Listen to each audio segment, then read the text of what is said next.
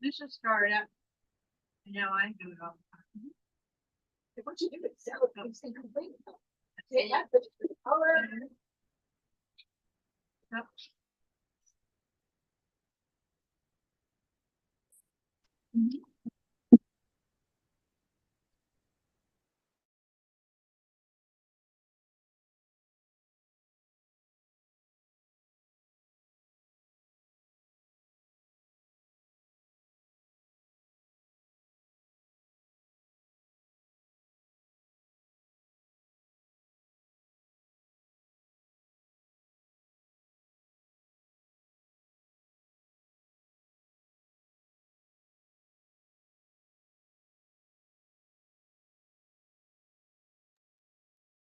Mute.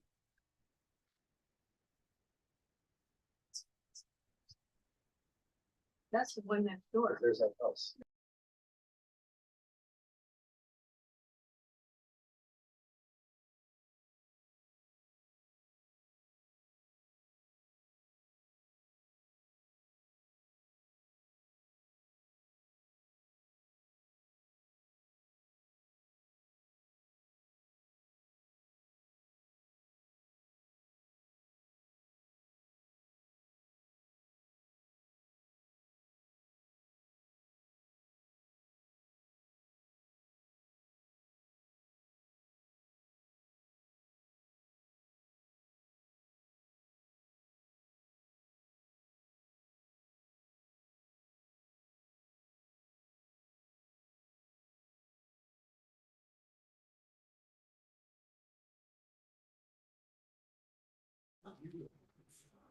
And thank you all for coming this evening. This is the select board meeting for March 19th, 2024. I'd like to start by welcoming new member Jonathan West.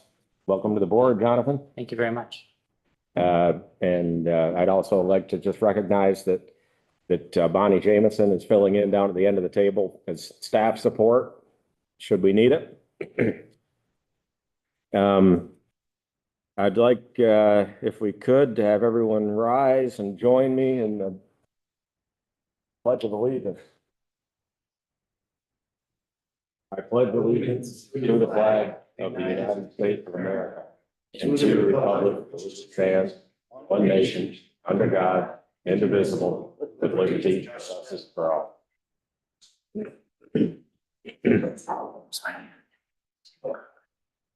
Now, as has become our normal routine, welcome, Greg. You just missed the flag salute, that's all. We'll open it up for public comments. If anybody has something that they want to say that's not on the agenda, now would be the time to chime up. And I'll start right over here, yes. I'm not sure that this is the appropriate time. But it may be. So I left a note for the select board at the manager's office. Perhaps you've seen it. It's a request to change the speed limit on on Overlook Road. Yes. And I thought it was appropriate to bring it up now, since you're thinking about 7A. If you change the speed limit on 7A, I will get much more traffic on Overlook Road, because people come from Dorset, they cut over North Hill Road, they go down Overlook, and it's 25 in Dorset. When they get past the orchard, they then go to what's supposed to be 30, but I can tell you it's over 45 lots of the time. And it's all sorts of people from Vermont and everywhere in the world. So I'd like to make a request that the select board take this up as an issue, or I'd like to pursue this in other ways. I did, I live in a neighborhood with a lot of people that don't live in the neighborhood most of the time. And I sent out postcards to them, and all of them signed them. And they said they really supported this idea.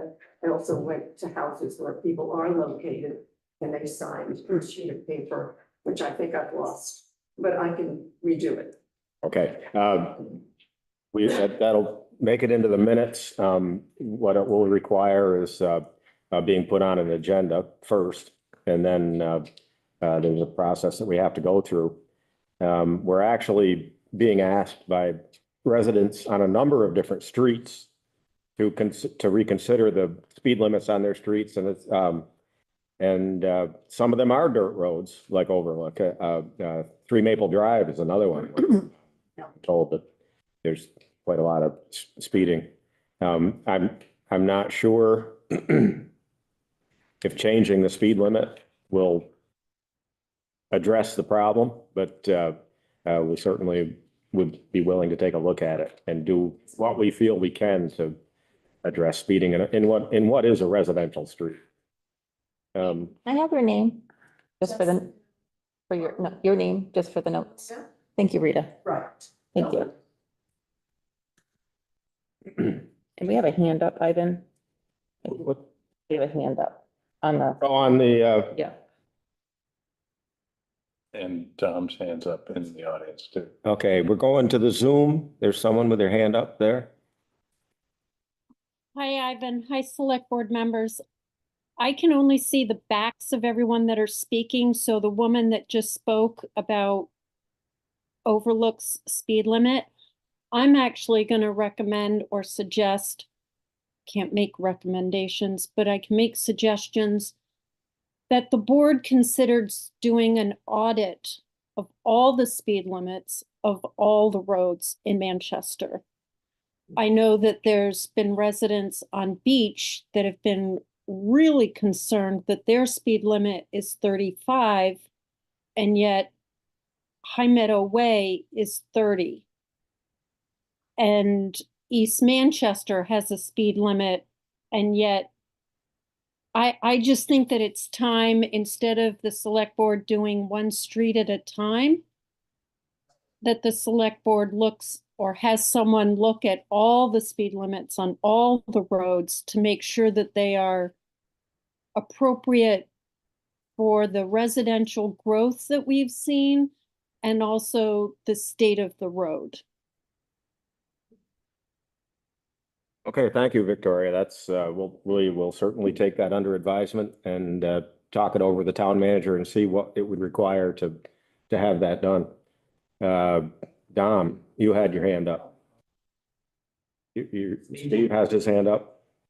I'll get mine. I just want to, if we can, the select board tonight to dedicate, commemorate the meeting to Sally Tree. Sally was a wonderful community servant. She was on the select board and on the transportation committee. Her and Bob have just been wonderful people to the community, and Sally passed away on this week. I certainly agree with you on that. And at the end of the meeting, in case I forget, I would like to adjourn the meeting in memory of Sally. And just for the record, Bob is my godfather, even though he's about 14 years older than me. He was in my father's scout troop, and they couldn't get anybody else to do it. So my father ordered him to be my godfather. We can all see how that turned out. I got 4 Eagles in their family. Yeah, that's right. Dom. I have some good news from upstairs.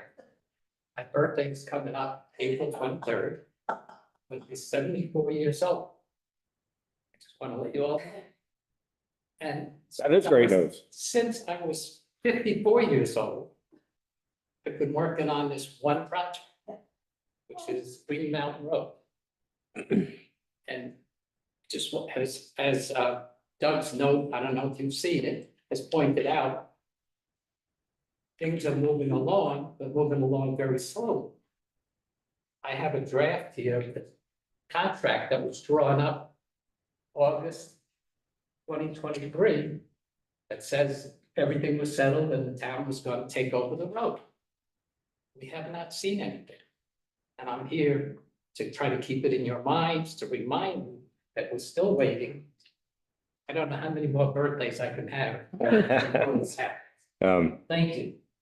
Thank you, Dom.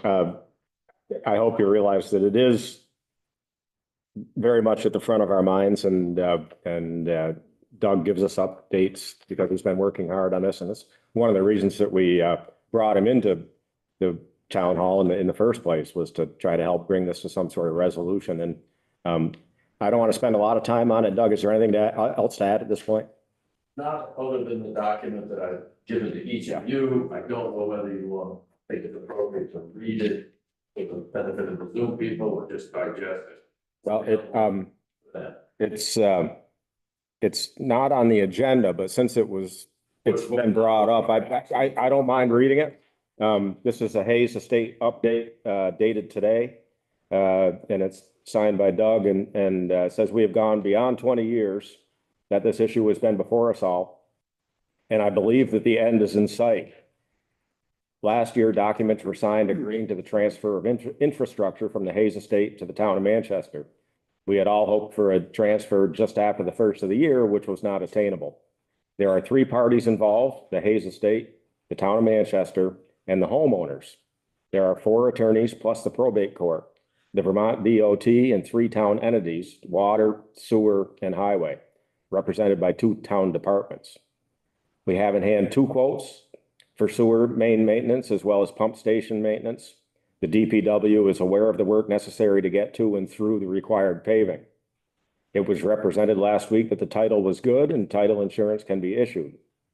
There are still more filings to be put before probate court and mailings to the impacted parties. There are dates that need to be set for the highway proceedings for the transfer of Green Mountain and Valley Pass Road. There may be minor land survey work to establish right-of-way location. As you might imagine, there has been frustration on all sides of this issue and likely will continue to be through the transfer. Most recently, since the summer of 22, all parties have, to the best of my knowledge, been working diligently and cooperatively on this issue, and I believe that we are all best served by continuing to have patience until this agreement can be consummated. Signed, Doug, Special Assistant to the town of Manchester. And that's where it stands right now. Someone else? Yes. And my husband and I own, the property back of the old tavern, and we've had an ongoing attempt to have the zoning change. So we just talked about that again. Tim is really the one who's been working on it, but he's out of town right now. But basically, we are wanting to have our property be changed from mixed use 2 to mixed use 1, which it was originally when it was all in one parcel owned by Peter Palmer, which included the Palmer House and our property in Yield Tavern. And we still own part of our property actually is still mixed use. 1, we own half of the Yield Tavern parking lot. And we just want to put the designation back into mixed use 1. We've been working on this since October 2022, and we've been basically assured that this was going to happen a couple different times, but it keeps not happening. So we're just here to talk about it again and see what we need to do to. I can try to give you some information that you can take home to Tim. He spoke to us a few meetings ago. But it was subsequent to our decision to return what the Planning Commission had sent to us as 29 initiatives. And the select board in their transfer of that back to the Planning Commission said that 24 of those were acceptable to the board. And the process is very clearly and precisely prescribed by Vermont state statute. And so the only recourse that the Planning Commission has on those particular proposals is to submit back to us a revised proposal that includes just the 24 that we approved. If we did communicate to the Planning Commission that we were open to discussing the zoning change, but it's impossible in the process for us to talk about that now without going back through the Planning Commission again. So the ball is in the Planning Commission's court. We can have a discussion on that, but we can't accept testimony relative to that issue because we closed the public hearing on it. But we're well aware of what your concerns are. And I think we can have a conversation with the planning commission and see if we can come to some kind of resolution as what might be acceptable to both boards and have them resubmit that to us. What I'm unclear on is if it could be resubmitted as part of the 24 other items or if it'd be a separate submission, but we can get an answer on that. So it sounds like I should need to go to the planning commission next. planning commission. Yeah, I think we may not have received in our public hearing all the information on that. And the trouble was we had closed the hearing by the time that Tim came in to speak, and we couldn't accept testimony at that point. We'd already made a decision back to the planning commission. So that would be the place to start. And then the planning commission could bring it back to us. But I think, to Thomas, I see you're on too, that we probably should have an internal discussion on this as to what exactly we think could be approved, and by doing so could expedite the process. Of course, we will have to have a hearing at the select board level, but if we were all on the same page going in, I think it helps. And should we be part of the internal conversation? Yeah, there's absolutely no reason why you cannot be in discussions with the planning commission at this point. We would not be part of the process as prescribed by state law until the planning commission submits it to us. But there's nothing to prohibit us from having a discussion as to how we I might. guess then you should, my husband and I. Discussion. You can Yes. discuss things with the planning commission, yes. So we should, sorry, I just want to make sure that I understand what to do. next. I hope that's clear as mud. So we're going. I think we get the big picture, I'm just not sure the nuts and bolts. Yeah. So we should go to the next planning commission meeting or schedule some kind of conversation with the planning board members. Either one of those or both of those or. What I'll try to get is an answer to the question when the planning commission resubmits they can resubmit the 24 items to us. They just have to remove the other 5. Unfortunately, you're one of the other 5. What I will get a clarification on is if that item can be resubmitted, even though we had returned it to them, So I'm or if it will have to be submitted. on the 2/6 meeting of the planning commission, that one item, which is Article 29 or item 29, Yeah, was actually submitted and voted independently. independently. Yeah. That works. And that was sent back here. Okay. After the 2/6 meeting. Okay. Thank you. Yes. So that works if we consider it independently. And then the only thing we have to check is if it can all be considered concurrently within the same hearing. And I think it can. I think it can. Yeah. So sounds like the planning commission has already taken an action on this, so you may not have to reach out to them. Since February, we've gone through an election. I'm running the meeting at this point, but I'm about to be replaced by whoever the next chair is. Because that's the next order of business. Great. Thank you. Clarification. Great. Anybody else? Public comments? Seeing none, we'll move into our agenda. I'll ask for approval of the minutes from the special select board meeting of March 12th. We didn't have it. It's canceled. And it was canceled. I'm just reading, not even paying attention. Does there need to be an approval of the previous meeting part of that? I think all the minutes have been approved. I believe so. Otherwise Scott would have put it on here. Yeah. Yeah. Okay, next agenda item is the reorganization of the select board. We have an election of officers. We should elect a chair, a vice chair, and a clerk. I'll open it up to nominations. I'll nominate Ivan Beatty for chair. Second, Any other nominations? I'll nominate Greg for vice chair. Second, Further nominations? I'll nominate Jan for clerk. Second. Are there any other nominations? We can do this all in one motion. All those in favor of casting one vote for the nominated slate of officers, say aye. Aye. Aye. Any opposed? we have a new chair, vice chair and clerk, which look an awful lot like the old chair, vice chair and clerk. Thank you very much for your vote of support on that. The next housekeeping issue is the annual approval of the select board meeting rules. Quite some time ago, we put together a set of rules as to how we conduct our meetings. It's made it easier for us to stick within the guidelines of propriety. Probably the one rule that you've seen invoked the most is what we call the Latuga rule. And it's that every meeting will end at 9 o'clock unless there's a vote to extend the meeting. And the first time is to extend it for an hour until 10 o'clock, and it takes a simple majority to do that.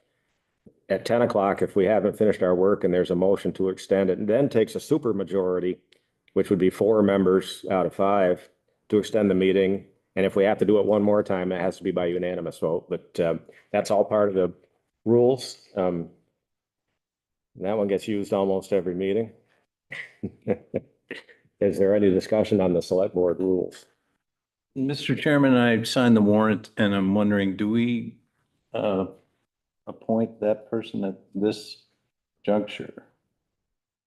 And I think we do. I think that, yeah, I think that would be appropriate to, And that can be up for nominations or. yeah, if we do need to appoint a select board member to sign the warrants.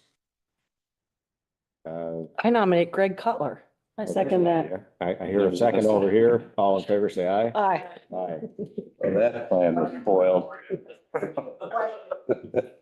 Yeah, Steve. Is there just one that signs the warrants? Yes.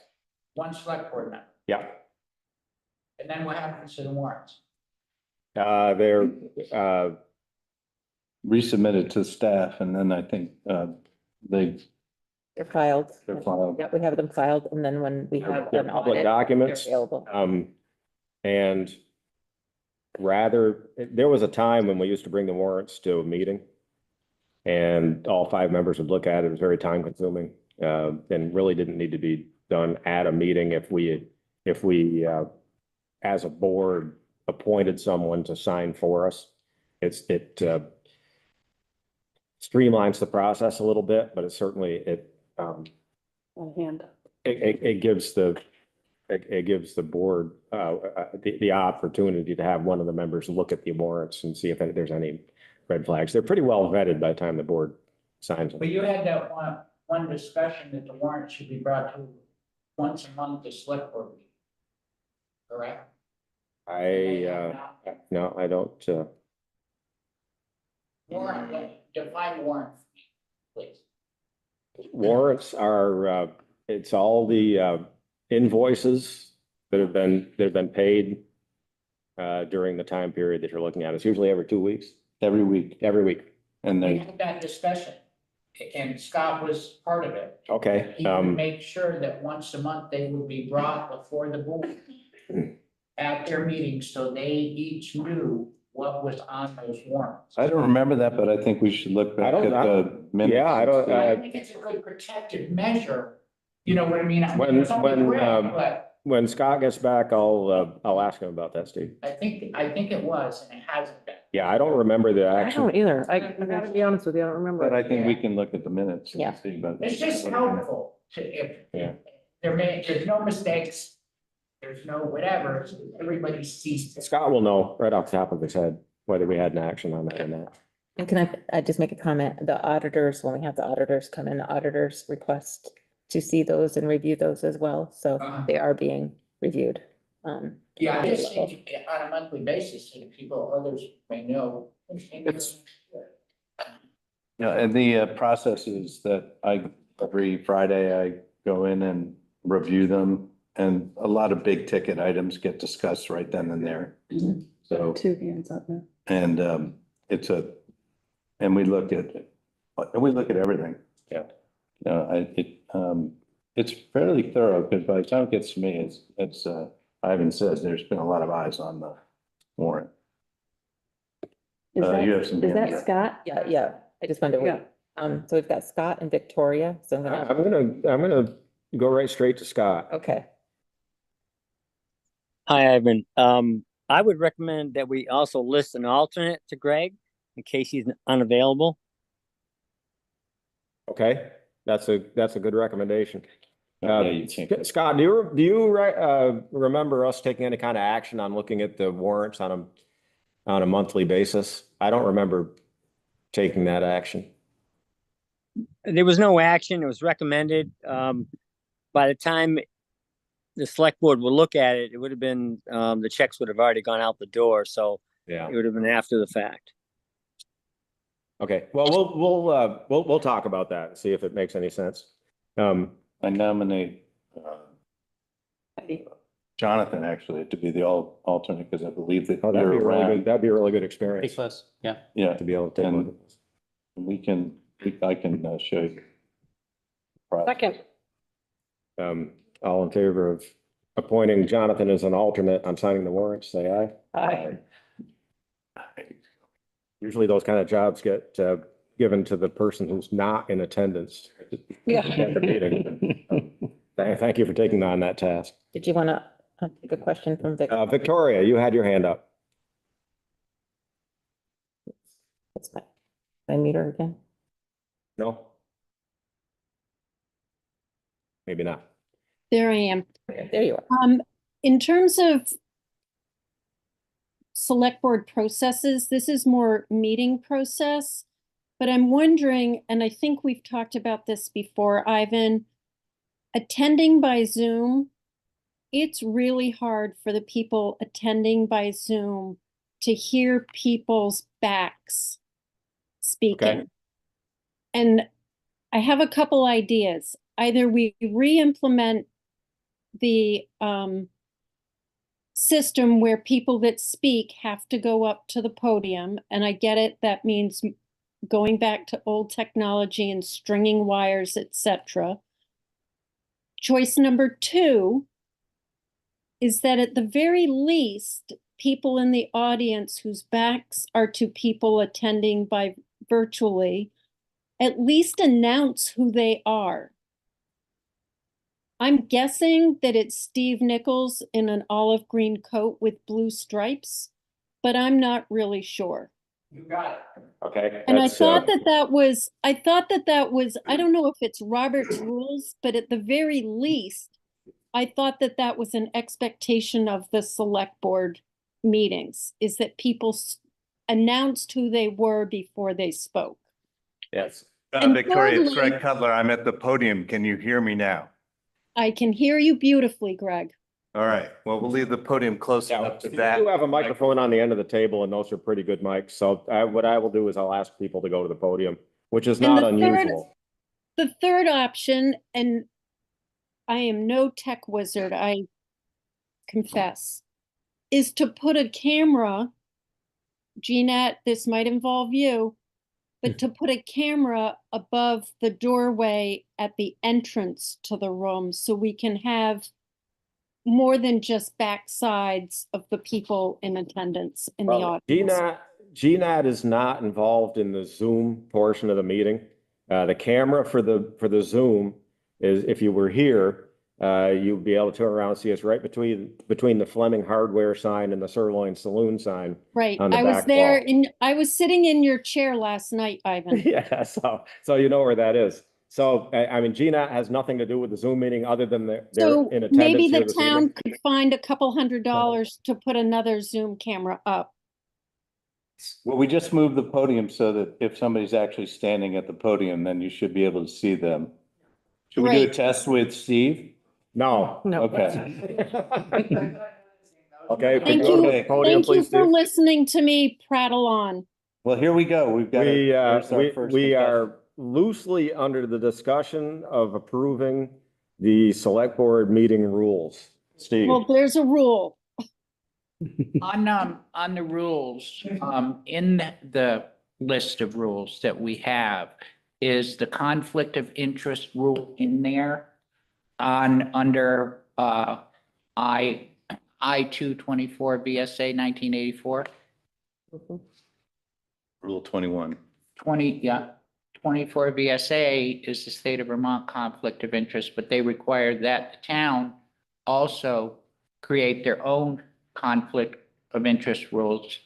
And I read those, and I want to know if the select board signs off on those every year. Do they sign off on the select board total minutes or total record, or how does that work? And are those conflict of interest rules up to date? We don't, we take an action on the rules, which is what we're considering right now. And by taking that action, we are accepting the responsibility that goes along with it. The only one that actually signs the rules, I believe, is the chair.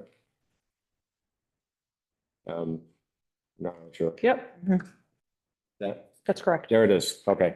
And legally, that's legally binding. Why doesn't everybody sign? Because they were involved in the action, the motion that was taken by the board. Whether they voted in the affirmative or not, once the rules are passed, if it's voted by a majority of the board, then the board abides by those rules. Mr. Chair, I have two potential requests that I would like to see if we would consider.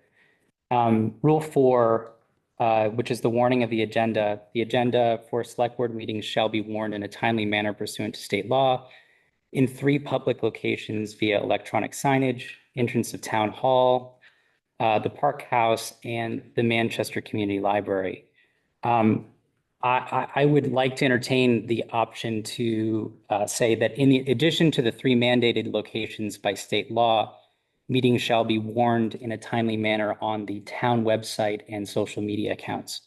The reason I bring this to our attention is I know that we do actually do that as part of a process, but making it as a commitment to our community that that is another place that they can go and get that information. While the 3 mandated locations specifically for warned meetings, is very important. I think, in terms of the last meeting that we just had, that was canceled, there were several people who actually did show that didn't get any notification until they showed that the meeting was canceled. So making that part of a routine commitment to our community. The second would be under Rule 11, which is regarding public participation. And all of the basis for all of these is that the rules that we have here are based on in-person communication and being physically here in the space. The idea that I would like to add is adding language regarding the virtual participation, which obviously we have a large contingency here tonight, to bring a little bit more of a uniform presentation, and so that when we're here physically and virtually, there is, as Victoria had stated, there's some semblance of uniformity between the two ideas. So the idea I have is virtual participation through platforms are to be activated prior to the start of any select board meeting, and displays which present the virtual participants must display a representation of all participants regardless of their ability to display video, so that we know who's in the presence of the meeting, and not just a screen that's just of this room. So that's to protect the transparency of the people who are here, who's online, and us as a whole, making sure that we can actively understand who we are presenting to. I would, I don't see either of those as being a bad idea. Certainly the first one makes sense. And Bonnie, do you see any difficulty in administering it the way it was presented as far as warning the meetings or actions related to the meetings? Yeah, I think we can manage just Yeah. putting that up. Yeah. So, On social media would be the only change. We just haven't been doing, putting the notifications on social media, but they do go up on the website. And there's likely, and these are things that I'd like to be able to work on with you and as well as the town, is ways that we can make that more efficient. so that when you do post something on the website, that it automatically posts to our social media accounts. I'm going to suggest that we take some time to add that language to the proposed document and address the document at our next meeting. Okay. And you can get that, those ideas to Bonnie or Scott, and we can take a look at it and see how to integrate it into the existing document, how it might best be integrated. So my recommendation is to table the select board meeting rules until our next meeting, and move on to agenda item 7, which is to talk about the fire truck. You don't need a vote on tabling, we're just moving along. Oh, I think that's, Yeah, that's fine. there's a lack of action, so it'll happen at the next meeting. Who's gonna take the lead on the presentation, or are we gonna do it? Chris? So we're here tonight, for you guys that know me, I'm Chris Towsley, I'm the fire chief.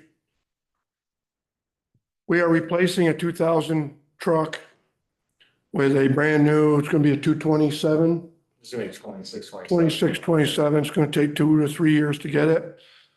So when we get rid of our truck that we're replacing, it's gonna be 27 years old. We spec'd the truck out that we're purchasing to take the place of our first 2 truck out of the station. So the first 2 truck that we have now will be our supply truck. So we spec'd it the same as our first 2 truck now. So we're moving forward, not moving backwards. So, it's gonna have 1,000 gallons, it's gonna have hose reels, it's gonna set up the same as our engine 5 now, but it's gonna be engine 2. Engine 2, like I said, is 24 years old now. So by the time we get our new truck, it's gonna be roughly 2026, late 26, maybe early 27. And late 26. yeah, so, and we did look into, getting a all-wheel drive, smaller tank truck. And we had meetings over that, and we decided that that wouldn't be moving forward as the town's not getting smaller. We didn't want to move backwards. So we decided to go with what we already had in line, and we didn't want to move backwards. The price is approximately $618,000. It is considerably more than the tanker we just purchased, but it is more of a truck because it's got all the equipment that we need for first doing truck, hose reels, all the lighting, bigger compartments, bigger cab, it's a 5-man cab. So that's where we stand now. That's why we're here tonight. To Heidi. Does this change your long-term kind of capital equipment plan? Is this swapping one truck for another? It's just swapping one truck for another. Okay, And just to be clear, our engine 2 they're replacing now and moving engine 5 over to that space. Years ago, our engine 2, that's our supply truck now, yep. was our first 2 truck to begin with. And what's the balance in that account right now? Do you have a general idea or No, I don't. have one?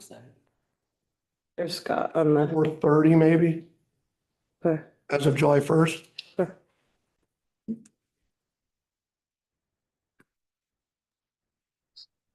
And nothing for the next 2 years besides This this, trying to do it, I'm doing it too. right? What's that? No other purchases, no other big equipment purchases, but except for this for the next 2 years? Correct. Yeah, Scott, can you give us just a little bit of guidance on this? I can.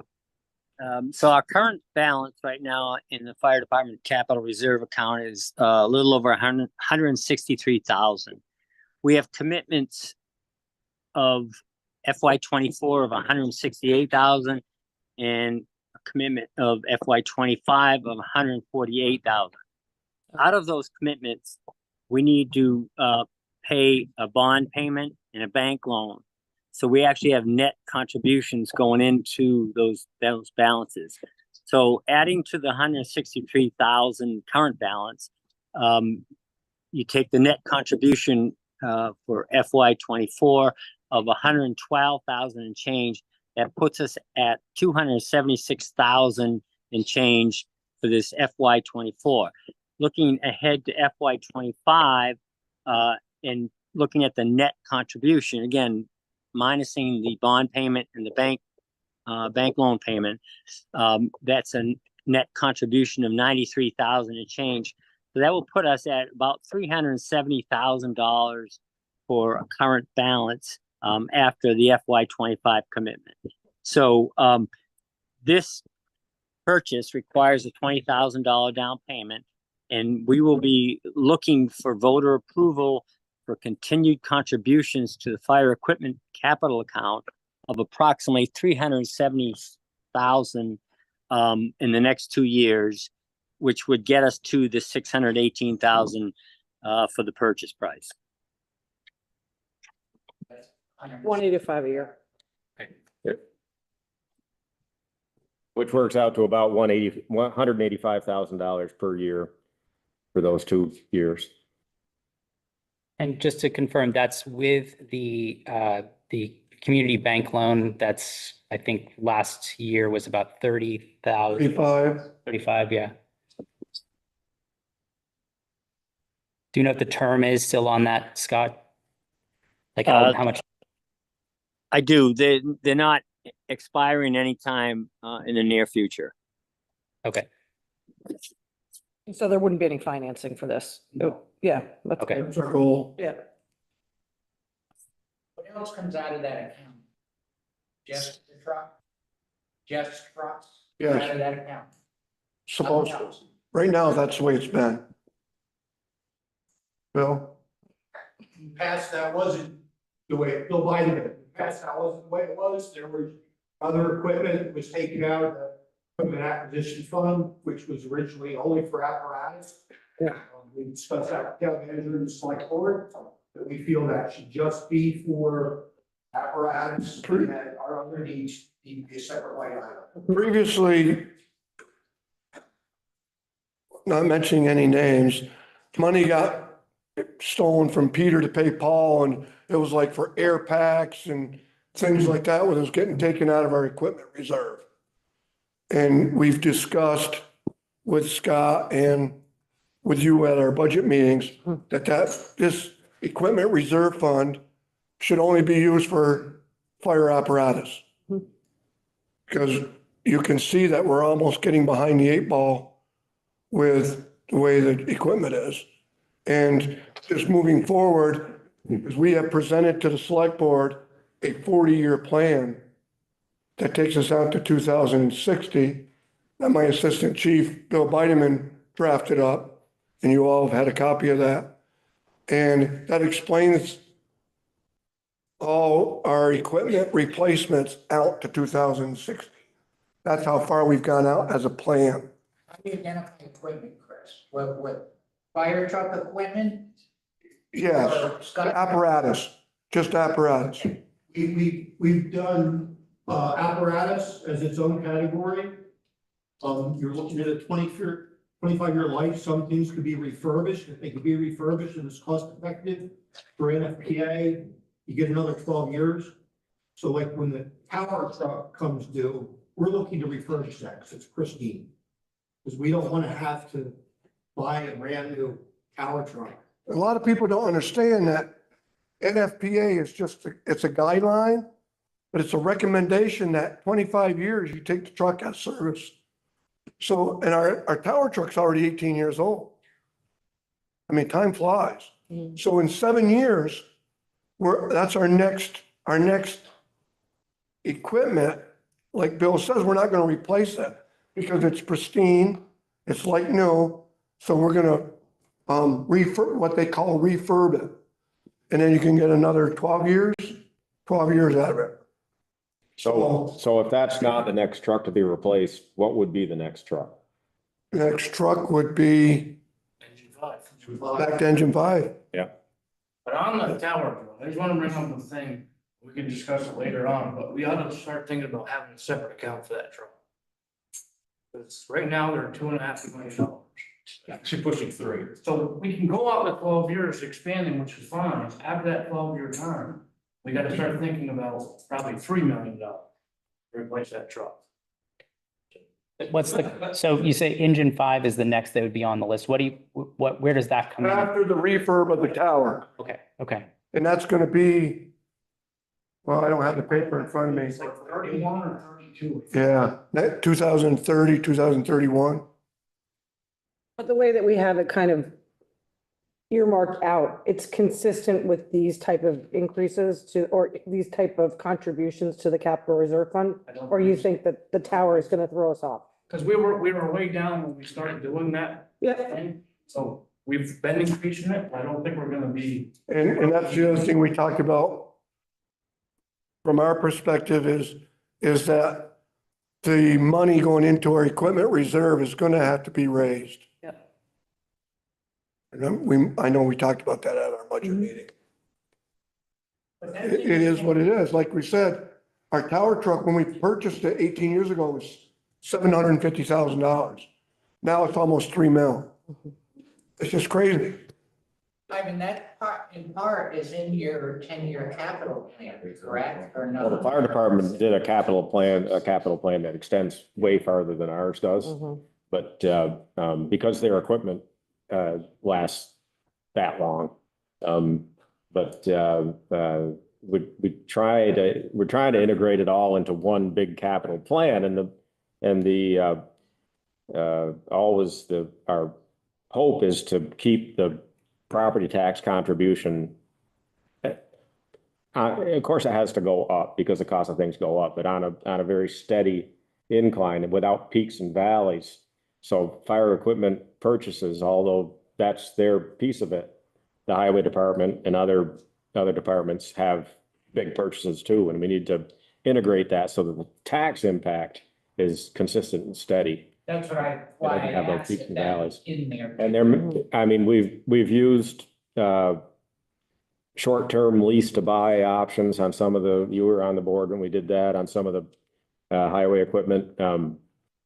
We've financed one of the trucks for the fire department in order to spread the payments and keep that contribution. But like the chiefs are saying, the contribution at its current level is not keeping up with the needs of the fire department. So That would only give us about $1 million over 5 years at the current rate after we put the money in for this current expenditure. yeah, and that's what we need to look at is if this escalated rate over the next couple of years of 185,000 a year is continued, that may in fact be able to meet the needs going forward, but we need to project that out and see. So Victoria's got her hand. Yeah, I'm gonna go back to Bill just one more time. I Bill, just want to backtrack for Steve. We also gave, aside from the equipment acquisition for apparatus, we gave select board some of the larger ticket items that are just equipment that we acquire, like SCBA, things that you replace, the air compressor for our breathing air.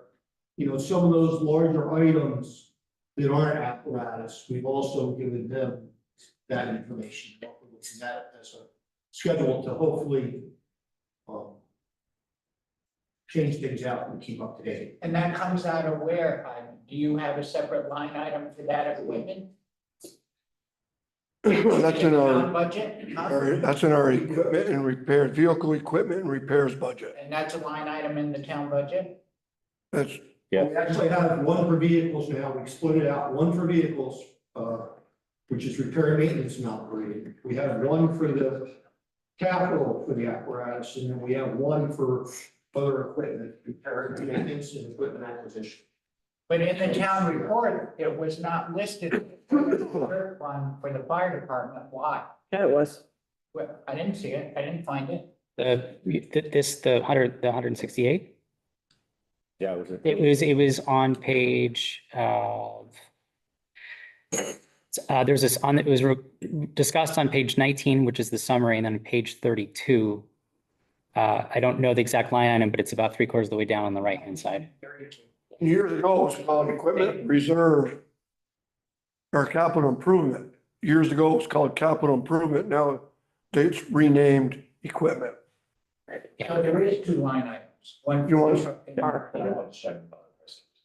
All right, so anybody got any questions for me? I'd like to have Dan speak. He's from BME Equipment.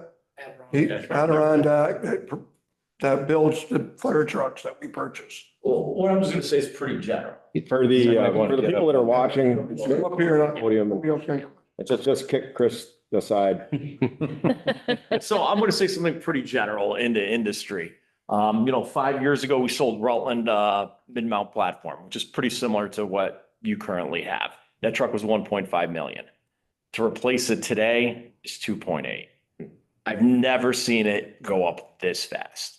They're refurbing their second aerial and it's 890,000. So you see the savings, and then they're gonna get another 12 years out of it. That's what they're doing with their second one. This truck, we kind of started kicking around the idea because you guys were having a bunch of vendors come in to kick around ideas. In the past year, it's gone up almost 70,000. This current truck, which is insane. And there was actually, normally it's been 5 years. That was the industry standard before this. I don't know what happened, but it's pretty much across the board. So it's pretty drastic. So if we decide in the affirmative and to approve the down payment of 20,000 today, are we locked in at this price? So that's what I got them to do. So there was an actual price increase in the beginning of March. I got them to extend it to the end because they usually, February, March, all manufacturers usually have their annual cost adjustment. So yes, it will lock in the price and it'll get the clock ticking because it's 2 to 3 years to get one now. And you're going to get it at this pricing as opposed, you're going to save 2 years of price increases because they hedge everything. They order all the materials and then. Do they ever go down in price? I don't. Are you looking for a motion? I believe it, JD, tell me if I'm wrong here, Dan, but I believe we signed this at both our price. It does. None of the other manufacturers would hold the price on the whole piece of apparatus. That we got bids for on the other, So on the same the other truck. two that we got for bids would only hold the price on the equipment, which is the body that goes on the truck. The truck itself, if there was any increases from Freightliner, we were gonna see those increases. Now, BME has stepped up and said, we will hold the price at this price, no matter if it goes up 5,000, 10,000, that's what we'll hold. So BME has some pretty big buying power. Cal Fire out west buys from them pretty much exclusively. So does the US Forest Service. So they buy it in bulk. And that's how we're going to hold the pricing on the chassis. A lot of Freightliners and the fire service, they're probably one of the larger buyers. And you guys have another truck from them. So, there's some goodwill there. Thank you. Mr. Chairman, are you looking for a motion on this? We have a hand up. You have a hand? It's been up for a while. Victoria? Your sound, there we go. You go. I think she I'm can do it. asking Oh, for there we go. space and grace, Ivan, and I'm saying this with apologies. And I'm giving shout out to the fire truck vendor and to Chief Chris for doing what the select board just agreed to do, which is when you speak, you stand at the podium. Because Steve Nichols, I can't hear you. And it's like going to a party and I'm sorry, Steve, I'm calling you out, but it's like you just interject and it goes rampant on these virtual attendees. And I don't think it's not appropriate.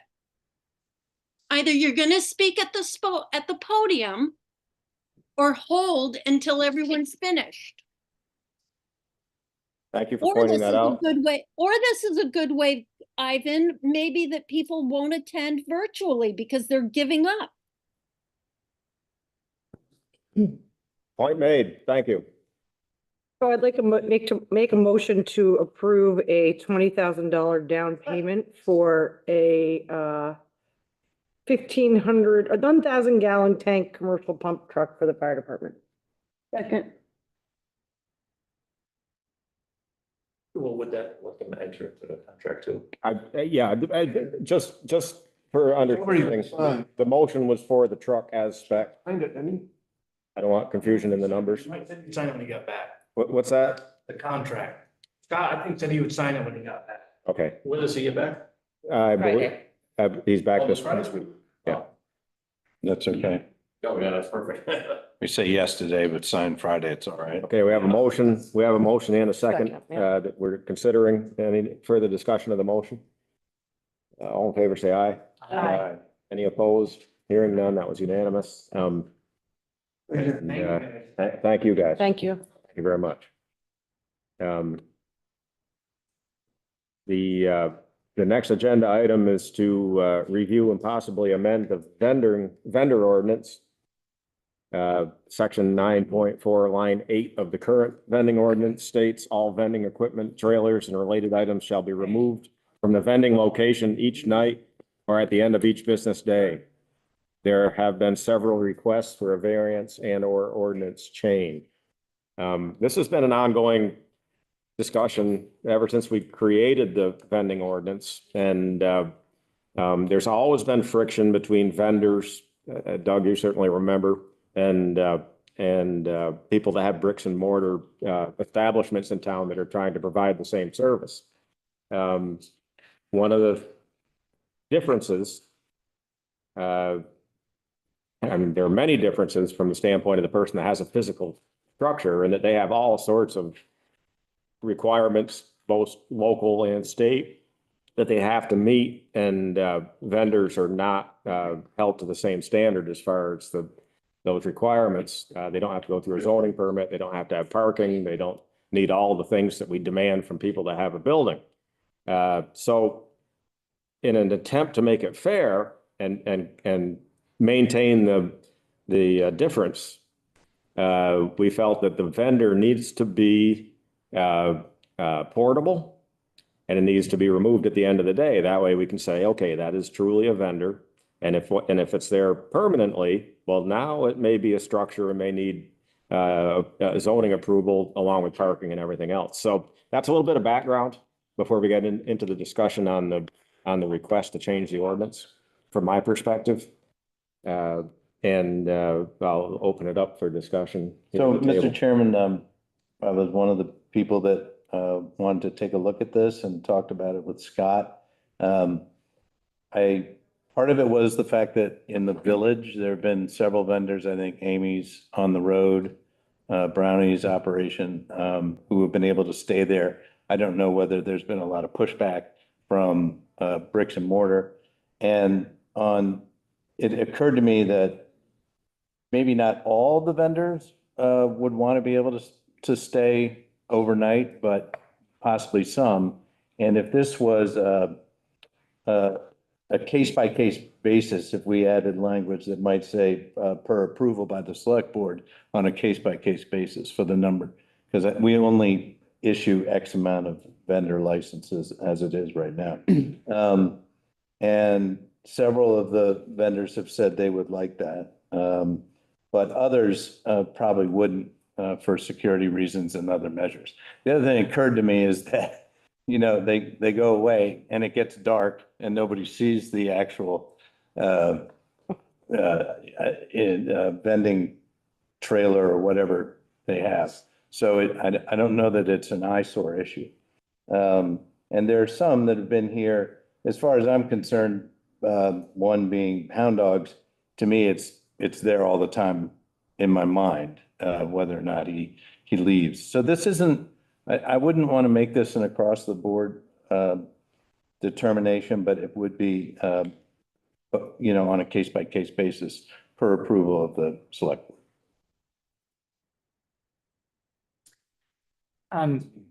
I think I agree with Greg. I think that there's certainly I think there's also a benefit to these and the atmosphere that they provide to our community. And I think that doesn't just go away. I think that there's certainly some potential aesthetic accommodations that we could potentially think about, because they are going to be physically located potentially there more frequently, or for an extended period of time, that, visibility of certain things like storage and trash and those types of things, be more adequately accommodating so that those are less visible. The only other thing is that, has there been any discussion about this? And I did not have the time to dig in on this, but has there been any discussion from the Design Advisory Board regarding this in particular? There has not, to my knowledge. Again, I want to reiterate what I said earlier, trying to establish what is the difference between a vendor and a restaurant. And it's the permanency aspect of it. And if the vendor is there with a permanent space,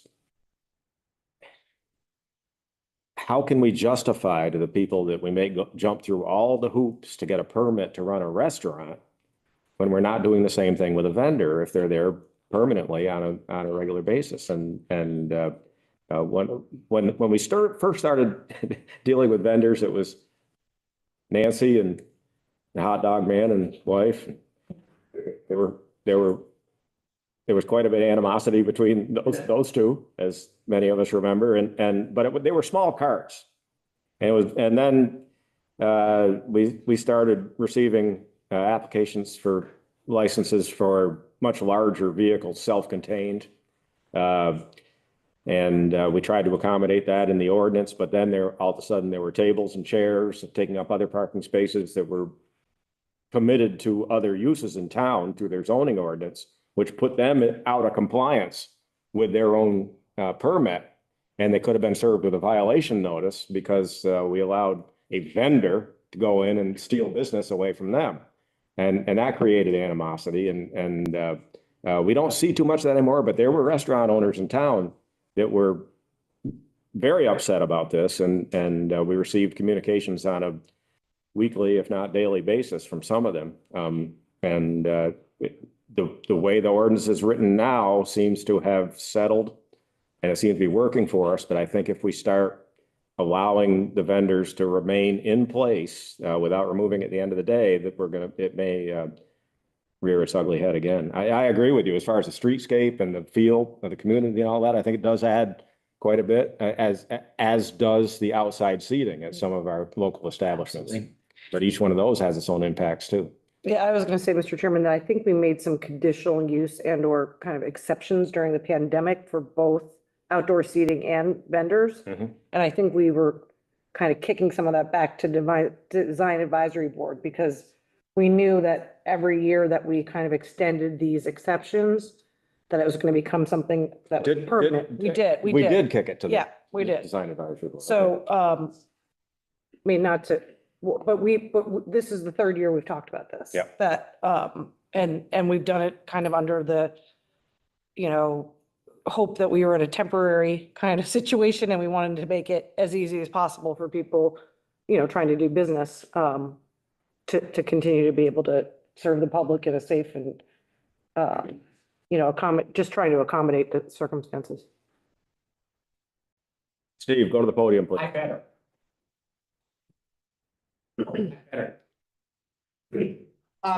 My concern is that, for an example, Fortunato, okay, doesn't have enough room in their cooler or freezer or whatever, and they go to Pete Keelan and they say, Pete, can we put a unit there that sits there all the time? I know Hound Dog has got a portable unit there that they leave there all the time and wheel out. I mean, but I share your concern with that mortar, brick and mortar, because, but if we did that, if Fortunato did that with that piece of equipment, what would happen then? Is that going to be considered a vendor use? We just need to be careful, because if Fortunato is brick and mortar, what do you do? Well, to the extreme example, Bob's Diner is on wheels and could be moved. Is that a vendor or a restaurant? I mean, so Yeah, we somehow we have to maintain the difference between the two. Otherwise, they have to go through the health department. They have to have a required maximum number of seats based on health concerns, Parking. zoning permit, parking. I do actually believe that, because I've actually seen that the health department does have ratings on the hound dogs and Nans and the others. So there is at least a health department aspect to it. Yeah, but it's what I was referring to is the health department limits the number of seats or Like a patrons that they can fire serve code at any given time. And some of that's based on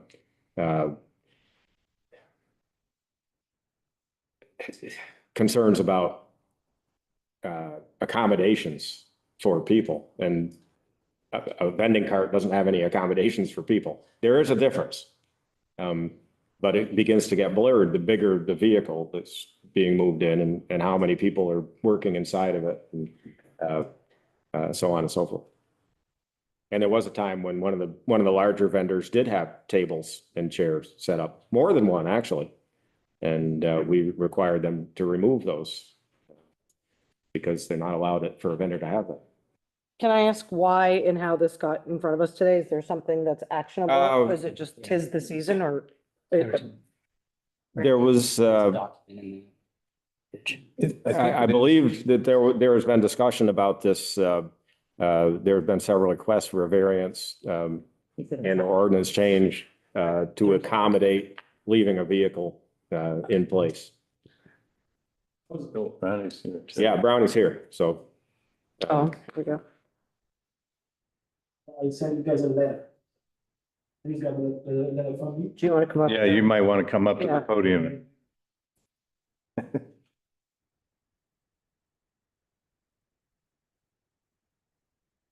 I'm Everton Brownie, and I own the Jamaican food truck in town. I mean, by Orbis.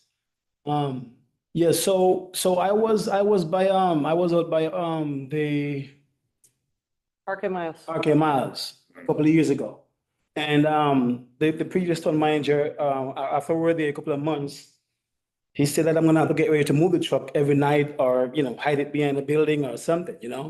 So I didn't know why, because, so I didn't question that. But before, I didn't have a truck to move it. I had like a transit van, which I drive. So that can't move that truck over 2,000 pounds. So I told him that I'm working on something to get it moved. So he said, all right, you have a couple of months to do something, So before that could happen, we went and did a service by Orvis, and they liked everything and liked us and all that, and give us a spot up there. But then the village doesn't have an ordinance for us to move the truck, so we could let it stay there forever, So because of that, Orvis said, you can stay there forever. We don't care how long you want to stay here. You have a spot here, So we said, all right then. So I didn't bother move forward to acquire a truck, like a big truck, because obviously we could stay there. But then out of the blues, it was with a curveball and said, but April 1st to go. I'm like, what?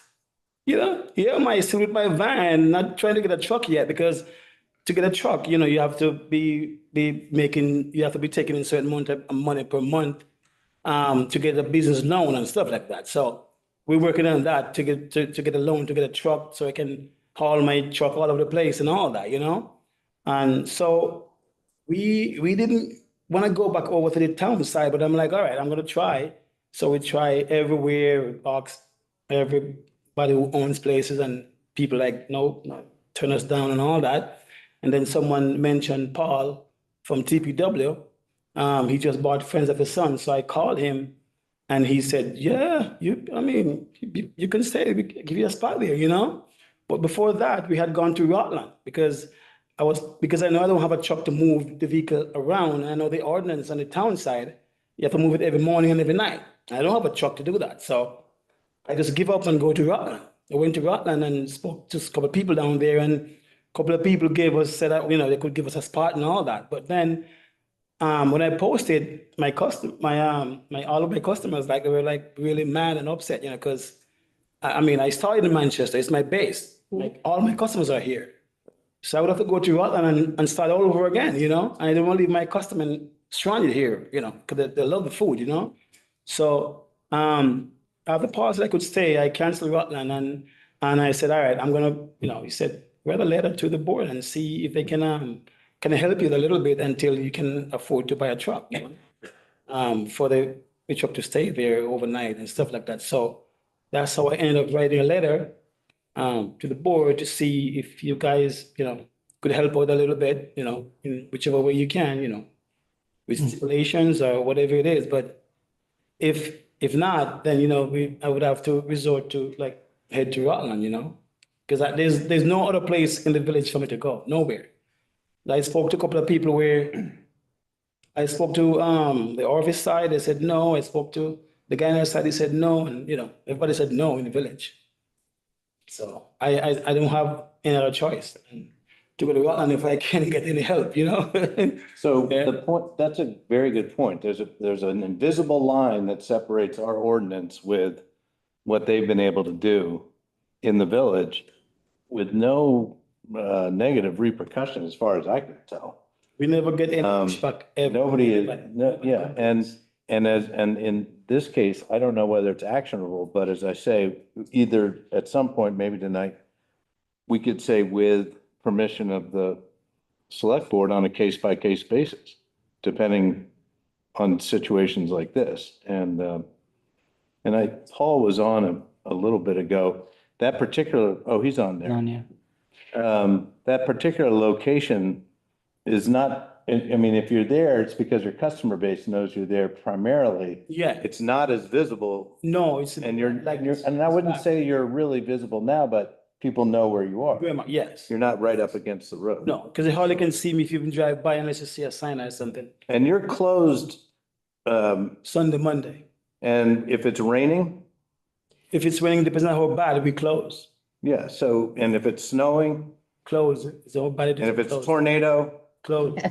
So I think the idea of deference to bricks and mortar sometimes doesn't make a lot of sense with all of those factors, where these vendors are not open full-time and are subject to the Mother Nature, where those other bricks and mortars are not. I think just the fact that they've been able to operate in that fashion in the village and shown that no major adverse effect. And again, I say this is only per case basis. There are going to be vendors who don't want to leave their vehicles there. I don't think Nancy's going to want to leave hers. It'll be, you know, subject to being stolen based on size, but others may. And I don't see it as being a problem based on the example we have right in front of us. I think if you're gonna extend this opportunity to a certain class of vendor, as you're saying, the smaller carts, that they're easy to remove, they're easy to bring back, and you probably wouldn't want to leave them there anyways. That it would have to be subject at the very least to a different level of review regarding the underlying zoning permit and other accommodations. I'm not, but well, I think as Heidi said, or somebody was saying, leaving a bunch of accessories around the actual unit's probably not optimal. You know, so making it visually as appealing as possible. But, and again, this would, I can see Brownie, I can see Hound Dogs. And that's it right now. well, that would be, I mean, And this. Neil would be the next one in tomorrow. Yeah. Oh, no, yeah. I'm sick of moving my Yeah. trailer. Right. Although he does haul it to Bennington from time to time. Well, and that's the other thing. And do It wouldn't be events. there all the time because he has other events that he. But he did come before us to ask to leave He a has. separate thing there, not his main trailer, but Yeah. a separate thing. Yeah. He has. I think. And would we potentially consider, you know, similar to liquor licenses or other types of permits? In this variance, we could review over a certain period of time so that we could give us an opportunity to say, okay, you know, we're not. But what's the criteria or the trigger for us to a full-time occupancy? as opposed to the part-time occupancy that vendors have always been. What would we could be considering in this variance? Because it can't just be, hey, I happen to like this guy, I'm gonna give him a variance. If it's good for him, it's good for everybody else, if they can meet the same standards. So there has to be some sort of standards or not. I mean, if you decide that, let's change the ordinance, let's not make them put them away, then there's a majority of the board that feels that way, then that's what it becomes. So how many, Greg said there's X amount. There are 8 I believe, oh wait, stand by. So there's a total of 8 licenses that we issue for those Available, vendors I believe so. Let me in the just, town? I'm making sure I got that number right because I read it recently. And those are annually reviewed? Yeah, everyone, it's a license, so it has to be renewed Mhm. annually, Right in the beginning. which is different from a permit.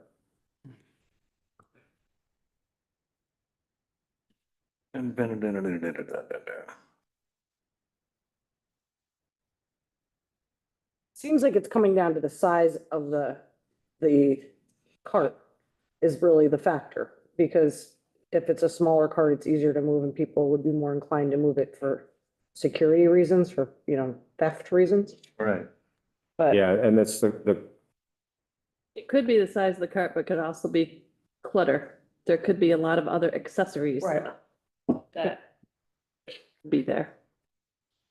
Just for notes, what the trailer that you're looking to place in this spot as compared to, is it your existing equipment or is it something that's comparable to Hound Dogs as an example? Well, it's something like Honda that you have to draw it in a truck. Okay. It's a trailer. Okay. Just like Hound Dogs, but yeah, it's same, just like Hound Dogs. You have to hook it up and then, take it away. Then you have propane tanks. I have a tank that that I put there, yeah. Yeah, but if if I had a truck to move it, I wouldn't have to, but it's just because it would cost me $1,200 a week to move it. Because I would have to ask someone to do it every morning and every night. And that person would have to come do it before work and after work, so they would charge me $250 to move it every day for 5 days a week. There are 2 classes of licenses. Yeah. And there's 6 per class. And class 1 vending up to 100 square feet. There's a lot of other, I'm not going to go to, and then class 2 is up to 200 square feet. I'm gonna disagree with you on the total number. You're saying, well, I saw and 6 class It's just 1 like- and class 2, The select board may not issue more than a total of 6 class 1 and class 2 vendor licenses 6. at any given time. To me, that reads a total of 6. Oh. But anyways, Yeah, you're right.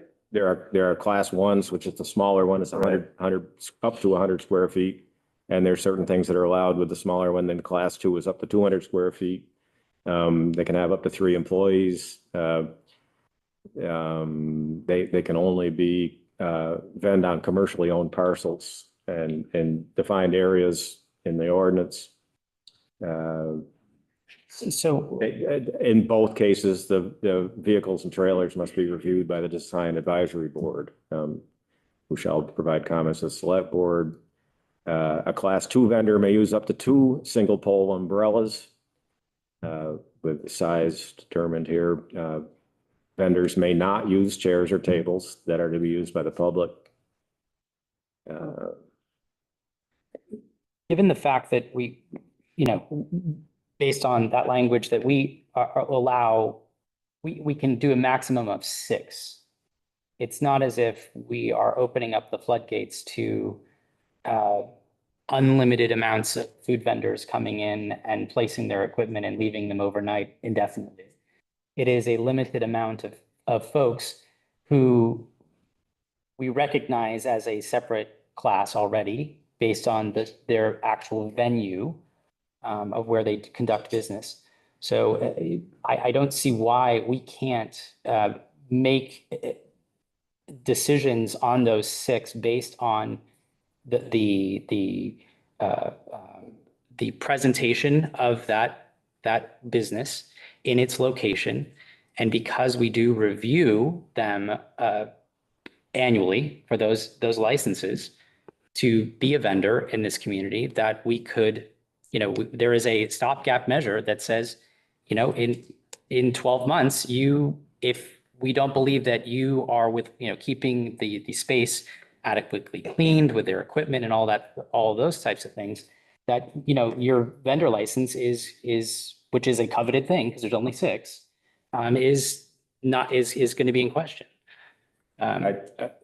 You can't, I'm gonna say that experience has taught me that it's not wise to be arbitrary in allowing certain things that aren't clearly specified and delineated in the ordinance, especially if non-compliance with what we agreed to would result in them losing their license.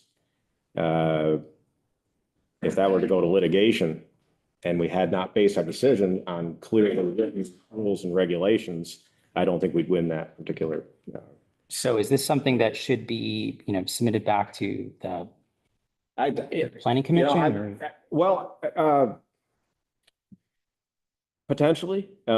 I think we need to be, if we're going to start allowing class 2 vendors, which would be the one, there's 5, there's a bunch of different classes, but the other ones are temporary, special events, farmers markets, that sort of thing. But the class 2 vendors is what we're talking about. If we're going to allow those vehicles to stay in place, I think it needs to be integrated into an underlying land use or permit. And in the case of Mr. Brownie, he's got a ticking clock against. Yeah, no, I realize that. Is it potential to provide a waiver? I don't know if Paul, if you're willing to weigh in on this or not, or if you're just observing. But since you're potentially the underlying landowner, do you have any comments that you'd like us to consider? Hi, Ivan. I'll step up to the virtual podium. Thank you. I would just say, let all the street vendors in. Let's go. This is good for our town. We got enough regulations in the state. Let the state come tell us that we're doing something wrong.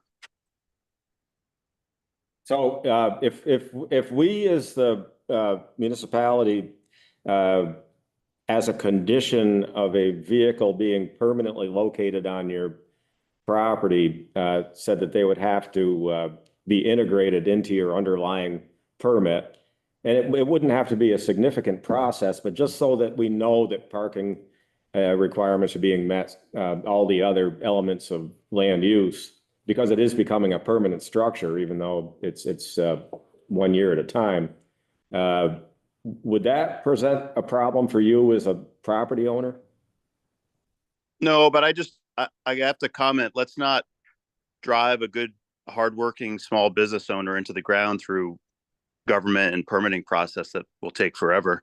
I mean, the bureaucratic process of checking the boxes and writing 300-page zoning ordinances and having someone find a page in there that talks about a food truck. I just caution you from, all the guy wants to do is make a living for his family and cook some food and sell it to some people.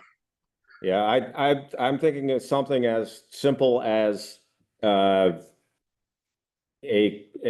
sentence or two in the ordinance and in the license that says that by having the vehicle parked on the premises, it does not put the underlying commercial use of the property out of compliance with their land use permit. And I think that's an important piece. Paul, that what we do as government is tie things up for months and make it as complicated as possible. It's what we love to do. No, I agree with you. I don't want to put Mr. Brownie out of business, and he provides a very nice service here. Can I make a proposal then to that kind of effect? Can we actually if we can make a consideration for him for this exception, but we really kick this back for some serious look at what the ordinance does and instead of it being a case by case basis, we have a solution to this that's permanent and not subjected to you coming in, year after year. You don't need to ask me that. You're driving the bus. What do you want to do? Well. the Well, other we've done this before. The other question is in the immediate need, would there be a DRB decision that that might be able to grant this? Would that be It's a waiver? the tricky part of this is that it's a license Yeah. that's renewed annually to allow use of it on an underlying permit that's already been granted. So, I suspect that some of the class 1 vendors that we have are actually set up on a parking space that was part of a zoning permit for the underlying business. I haven't researched it, but knowing how tight parking is and how coveted the spaces are, it's potentially happens. So, we have to be careful. If we tie up if somebody's parking there for the day, it could reasonably be suggested, well, it's a parking space, they're parked there, so it's not necessarily putting that business out of compliance. But if it's a permanent structure that takes up a parking space, and by permanent structure, I mean it's not being moved, that could be subject to discussion, and I'm sure we'll hear it. Right. But I'm not opposed to your idea, Heidi. Well, I mean, I guess my confusion is that if we looked at this original ordinance and what we were trying to accomplish was to not disadvantage the brick and mortar places, but then we're making continual exceptions. And I love your food and I love your chicken in particular. I'm not looking to create problems. I just think it needs to be codified so that we don't continually have these kind of pushbacks. And so I don't think I'm capable of making the determination of how that should be read, but I know somebody in this town is looking at this stuff. So I know this is the 3rd year we've talked about this, if not the 4th. Well, yeah, we've talked about vending, but not necessarily the overnight. Well, we've had the request. Well, we've had. Neil has requested several. Yeah. And then the simplest way would be to insert language in section 8. All vending equipment, trailers and related items shall be removed from the vending location and towns, commercial 1, 2, and 3 districts each night or at the end of the business day,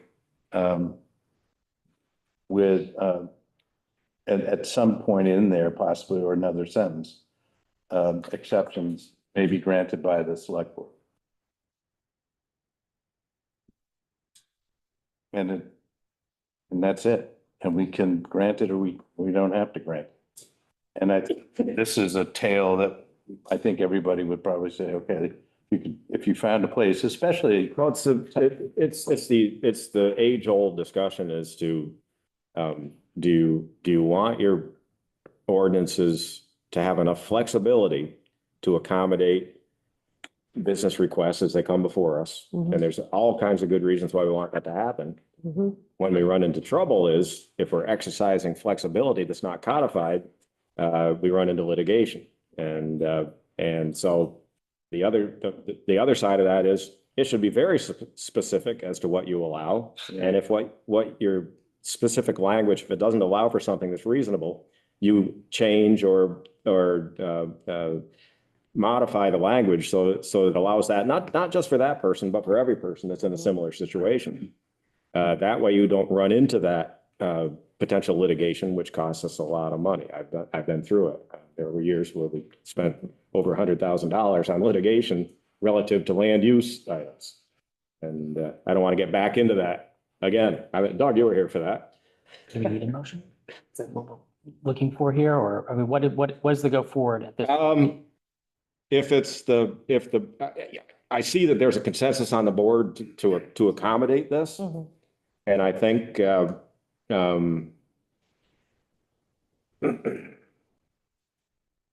Is there a way to accommodate this, but also ask for more specificity for the ordinance going forward? Because I think that's what I would be comfortable with. Yep. Do we know how many class 2 vendors we have right now? Is it, just, There's not. you don't Yeah. know. I mean, we do know. Depends. Obviously, we do know because we have the licenses. Right, we have hound dogs and we have, Amy's. Aloysius, no, the no, Amy's is in the village. Amy's is not. That's in the village. The pizza place on Beach Street, is that one? No. Aloysius, That's a one. That's it's a one. I don't even know if that's a. that's a. No one's even. That's, he's actually got a Hound permit dogs for may that. I be the only one. I believe that's a customary home occupation. Because permit. Mears is not Right. that class. And then the Acai Berry place is, that's also in the village, What's a so. motion then that we? So, well, what I'm thinking is, what's our exposure? At this point, given if we really only have two class two vendors that are occupying parking spots in the commercial zone. If we take this action on this one, our exposures with the other one who's made the request several times, would it be reasonable to extend the same accommodation to him? I would think so. I think we have to. Then I would think that you could insert the language at the end of the section 8, that the select board can make special consideration to allow the class two trailers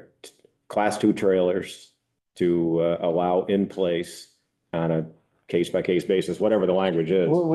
And then we can codify some, and it's what you've been asking for. Yeah, I know. And then try to codify something. Okay. later. I think Greg has it. Is that okay? I'll second it for him. I'm really tired. My brain's not working. Exemptions. With exemptions, with select board approval. But I would try and put something in that says and as long as licensee meets all other Yes. Criteria. ordinance requirements within this section. I agree. Bonnie's got it. But we I think we can. We have to insert it right now as into the document, or can this? No, I think we're gonna ask for more specificity in the document from the design advisory or planning or somebody. Design, it would probably come from planning since they're the Okay. only ones with experience of actually writing regulatory language. So. The other two are review boards. Yeah, They okay. don't write. Okay, documents. so hoping that the planning can kind of take this on and make it a little more either flexible or manageable, but that it's uniform to everybody instead of constant exceptions. That doesn't require a hearing, does it? If they bring a change to it? Not if it's an amendment to an ordinance. Okay. It would be extra. What's the word I'm looking for? It would be outside of their normal purview. It's just a request. Scott has his hand up. Scott. Yeah, Ivan, I just want to remind the board that any changes to an ordinance wouldn't go into effect for 60 days. And there's a 45-day period that 5% of the voters could request a hearing. So any changes tonight would be not effective until 60 days from now. So if we were to, in an attempt to accommodate the situation that we're dealing with, you would prefer that we do an exemption? I don't know that we have language that allows exemptions at this point. Okay. Are we just really talking about the section number 8? I think what we're talking about is all vending equipment, trailers and related items shall be removed from location. I think we're talking, can't we make an exemption to that bit of it? For class 2 No. licenses? Heidi, Can we amend it? We can. We can't, but it doesn't go into Take effect. 60 days. For 60 I know, days. it would be, Sorry, right. Scott. And in that time, I think Paul left the conversation, but he's got lots of trucks. No, he's up there. He's still up there. Right, Paul? I don't have trucks anymore. 2 months of morning and evening hauling. Never mind.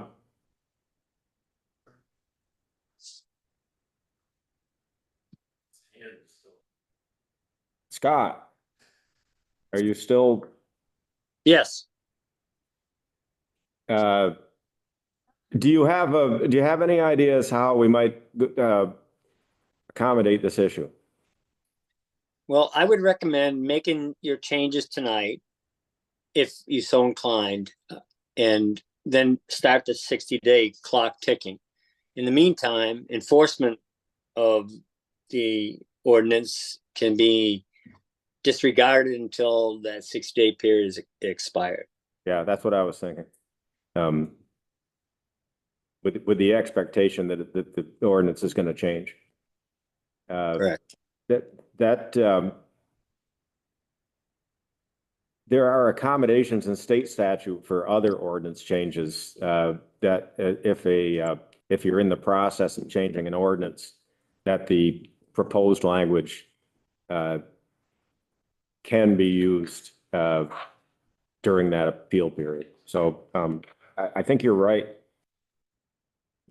I think we need to come up with some sort of language here this evening that can be, inserted into the document. So my suggestion about this would be that we say vending equipment instead of shall be removed, may be removed, or so in other words, we have the ability to, if it becomes something that for whatever reason we don't want, we could, could be removed upon request. So, exceptions to section 8 with approval by the select board, given applicant / permittee meet all other conditions of this ordinance.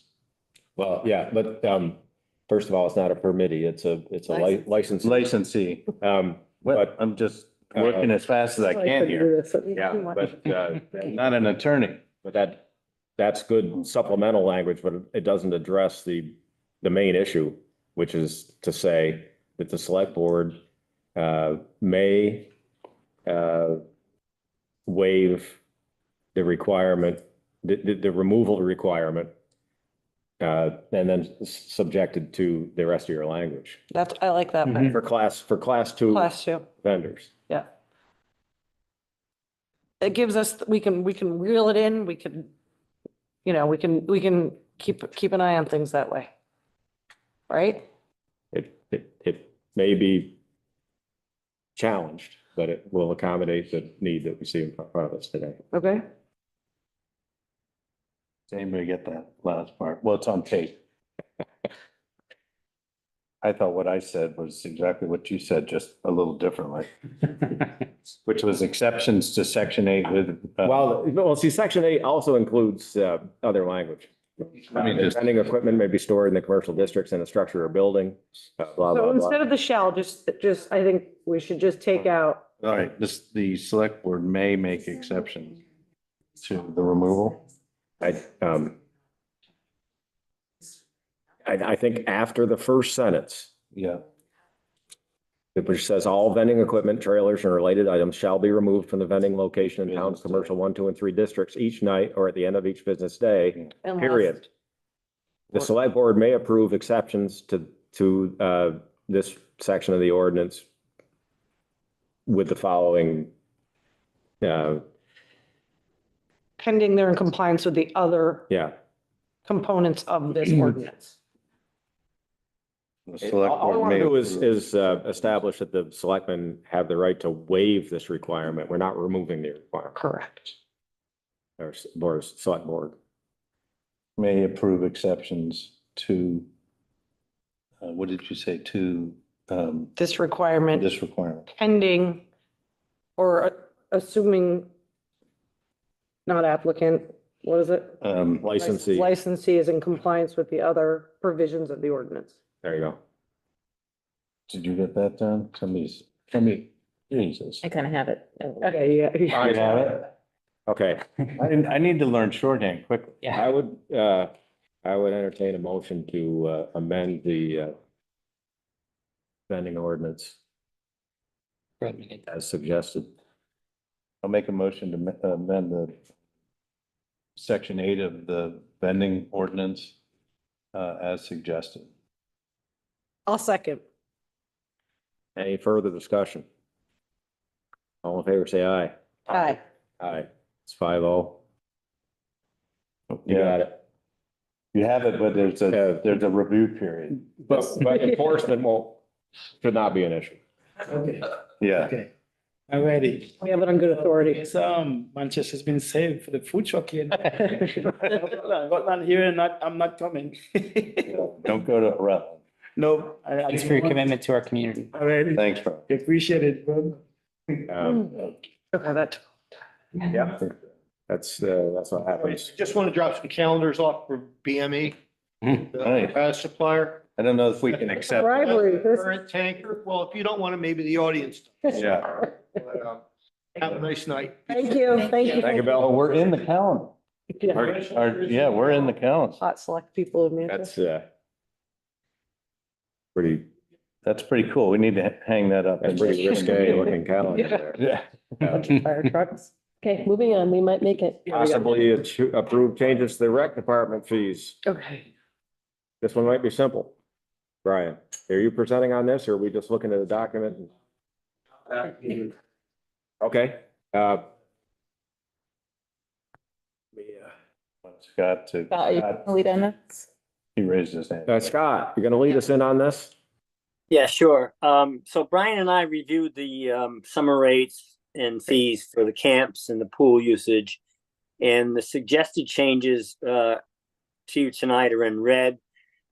We need the rates finalized tonight so that we can open registration April 1st. Brian's been getting tons of inquiries about when they can register. So either approve these or do not approve them, but we need to finalize them tonight if we could. You feel that these new rates Yeah. serve your need, Brian? I think that there's only two that are questionable. Mr. Chairman. Ryan Van Horn, Manchester Parks and Rec. Yeah, I just wanted to, now that we no longer have a program director, have a heightened familiarity with the numbers and the behind the scenes of what it costs to us to put on the camp.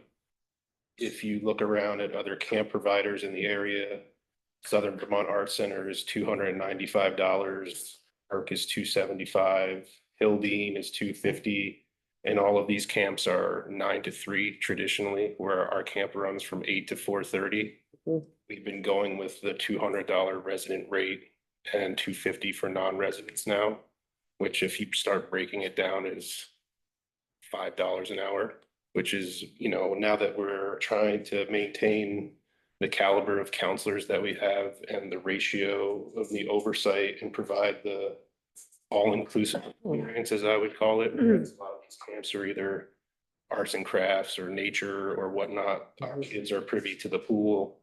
There is no cancellation because of a rain day. They are looked over by people who are either teachers, are pursuing a career in education, they're going for their graduate degrees. So I just felt that we are kind of on the lower end of the spectrum insofar as, I realize and I 100% agree that we are here to provide the service for the community. But now at the cost of, say, over $6,000 a week just for our staff, because we can no longer continue to pay, like when I started, it was like $14.75 an hour. There's a lot of other jobs with certainly not the heightened expectation and requirement on the staff. I just felt that we could make an increase and it would still be extremely feasible for the people that we're serving. Can I ask you a question, Mr. Chairman? If you may. Brian, is there a financial aid component to camp? That was always something that I believe former town manager tried to steer away from being involved with. So Too hard to- to that with I don't have enough experience with any kind of scholarship program to be, it would be great if we could offer that. But I do not know I'm a huge advocate for that, but Yeah. I couldn't speak to that.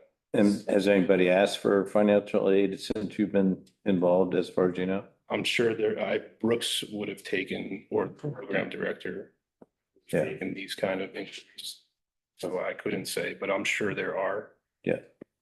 Okay. He did. He did. You can't talk from there, Steve. Oh, sorry. The person had the question. He did do it. Who did? No. Brooke. Because I had to, and I got money for them and put through financial. So individuals have come forward. Okay, great. That answers my question. So I actually have the privilege of working in that office for several years. Yeah. Under 3 different directors. And I remember, because I used to do the registrations for all of the families, and there were certainly quite a few families that required or had the need, and it was, I believe, at the discretion of the director. Ultimately, my concern in the raising the prices is that, this camp historically, as I was a counselor, and I was just mentioning, my wage was $6.25 an hour when I was a counselor, was that, there was definitely an idea that this camp, albeit a great camp, also was had a tendency to be more towards families that needed a little bit more assistance in trying to find help for the summer. So raising these prices, especially during a time of, and I understand the need because of the keeping the staff in place, is that I would want to make sure that we do have something concrete available for for use at the discretion of whomever, to ensure that we're not keeping someone to have the ability to participate in this camp. I was there for, I think, 9 years. And I know that there was at least 7 or 8 families in particular that always took advantage of that because they couldn't afford it otherwise. Yeah. Mr. Chairman. I actually have a question. Oh, go ahead. Scott, I know that the rec park operated at a deficit last year, and there were a bigger deficit than we had kind of done in the past, and I know we didn't make any revenues on vending and ticket sales, but can you just remind me of some of the line items for the rec and where we were for the deficit for the year with it? I think we were in and around 30,000 by not running the ticket booth or the concession stand. Okay. There was also a small savings on the expense side. The revenues were lower, but there was a savings on the expense side too. For but staffing. by staff. And if you kind of look at this camp in its own kind of, without the other variables, would you say that this camp could be profitable with this, or would it still be? I mean, speaking to what he obviously put forth, I mean, again, I'm not trying to suggest that we price anybody who relies on it. There are many families who have 2 working parents and they need to be at work, and I want to do anything I can I was just bringing it to Scott's attention because the fee schedule for the park has been updated since I've been here on a biannual basis. So now that we're 2020, 2022, coming into 2024, I just brought it to his attention that now it costs us in and around, say, a little more than $7,000 a week to run the summer camp, because we do not get any additional fees for the field trips that we go on. Our bus driver that is there to take the kids on the hike and to take the kids on the field trip is nearly $30 an hour now. We're responsible for the fool. So, I mean, the prices accumulate. Also, just so everybody knows, Brian, we're talking about a difference of $2 on some of them and $5 on others. There are 2 items with big ticket changes, and that's the camp at $50, an increase of $50, and the same for additional, I don't know what camp. See, I don't know why the fee schedule says additional fee, because there is no additional fee for the field trips, which range. Oh, it could apply, may apply. So a $50 increase in field trips may apply, and a $50 increase in the summer camp. I think that the camp program ought to be able to carry itself no matter what. And then, as Steve said, some people come forward to help those who might need help on it. But I definitely think these are in line with what we should be doing. I agree. My only question is that, the income that was expected off of these would have been in a previous budget, right? So by definition, we are amending what was the expectation of where we would have set going into this fiscal year. So my question is why this isn't just addressed as a budget increase rather than leveraging that on the folks who are paying the fees? And Well, I think if you want to compare numbers to numbers, I think the expenses in the fiscal year that we're considering, because we're considering this will be in fiscal year 25, which is the budget. Okay. That we just approved, because I mean, the bulk of it, if not all of it, that a lot of those expenses will be higher also than what our budget anticipated. So it's like Brian said, the timing is consistent with how we've considered these in the past.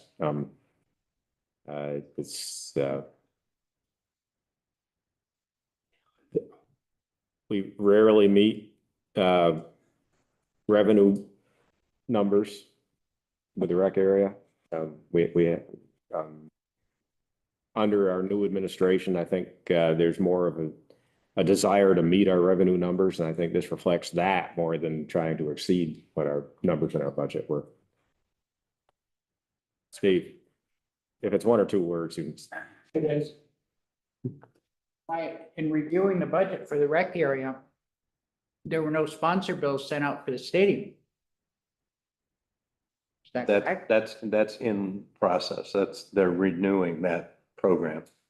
So, but that was a loss of revenue. There were a few things like that. And I don't know, your chemical costs went through the roof during the pandemic as well, right? For the pool chemicals and stuff. There were like a couple things that were out of whack, like. Not necessarily, no, I don't think so. I thought I remembered that. I'm not trying to pull numbers out that aren't, I mean, the only thing that's really changed for the rec park is, as far as the chlorine is, we are now on a bi-weekly delivery. And we have a tank that's sufficient for 1 week. Oh, boy. So I was driving to Rutland and pouring 5-gallon containers of chlorine in the chlorine tank. So, I mean, we can make amends with that, but I don't think there was really, much of an influx during COVID. I don't know if people realize how hard Brian works at running this place. I mean, we got a great rec area over there, and it's really a one-man show. And the amount of effort and energy that he puts into this and the passion that he has for it is beyond expectations, and I really appreciate everything that you do over there, Brian. Appreciate it. Scott has his hand up again, I think. Scott. Sorry, I'm sorry to put my hand up so many times. I'm just trying to jump in. It's not working great. So I just want to assure the select board that any scholarship opportunities will be granted. Any requests, any subtle suggestions for opportunities. We have talked about it. We just don't have anything in writing. We don't have a policy in place, but we certainly will keep that going to assure, Jonathan's comments about offering something to everybody. The programs themselves are not money makers, but they're an asset to the community. We feel really important about them. Brian's very proud of them. And, previously the interim management and previous management just kind of changed these rates without select board approval. And if it was up to me, I would have done that already too. But it's required, I believe, that the select board approve the rates, and that's why you're being presented with them tonight. Thank you. Thank you. I would entertain a motion on the. I'll make a motion that we approve the presented Recreation Department pool and summer camp updated rates. Yep. Moving seconded, all in favor, say aye. Aye. Aye. Any opposed? One opposed. And if I could just to point out, the group lessons are pretty much as they are. For the if you are a resident of Manchester, it is $50 for our 2-week session. That is 4 lessons. If you already are a pool pass holder, then it's $40. So I don't know why the fee schedule says $30. If you're a pool member resident, it is already $40. So that's not technically an increase. And the numbers you see in red are actually what the prices are. So those are not increases. So those are not actual increases. That's what we're charging already. The red is already as. Oh, okay. So that is not, So that was the April 22 increase. it may have said this on the fee schedule, but as Scott said, things were maybe possibly manipulated. But this is how it is. Okay, well, what we just approved are the numbers in red, the proposed numbers. Those are the current numbers. Oh. The ones in red are, For the group lessons. oh, just for the group lesson. Okay. Okay. So rest are up. Daily Okay. swim passes for residents are $6 for adults or for seniors and youth. And it is actually $10 for a non-resident now and $7 and $7 for the senior. So, I can see on the fee schedule, it's not. We just approved the red numbers. Does that meet your? Or I mean, I just think it kind of brings us current. So is there any red number that is higher than what we just approved? Is there a number higher than the red? Or did we cover it all? The group lessons for the swimming are the same, and the other increases that you see above that are all the daily and season passes are. Those are actual increases. Okay. Increase. Okay, so it's, okay. So we're talking like $1 for a resident for. Let me simplify my question. We just approved the red numbers. Does that work for you? Sure. Okay.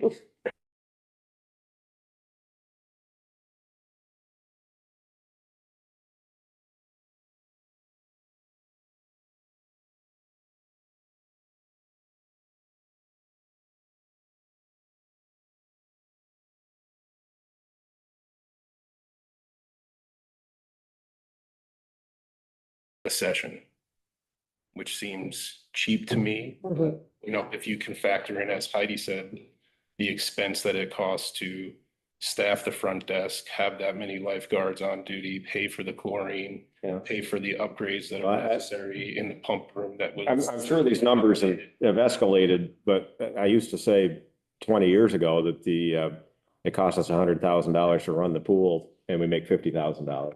And so there's a $50,000 contribution from the taxpayers of Manchester to support the pool. I'm sure the numbers are higher now, but that's basically how it's always been run. And I always say at this juncture that there's a huge intangible value to the rec park that you can't put a number on. And I will back that up by saying, just put a gate up and lock it. And then you'll see. We are up above it time-wise here, up against it time-wise. That Motion clock to is- extend, because it's 8:59. Well, what else do we have here? Okay.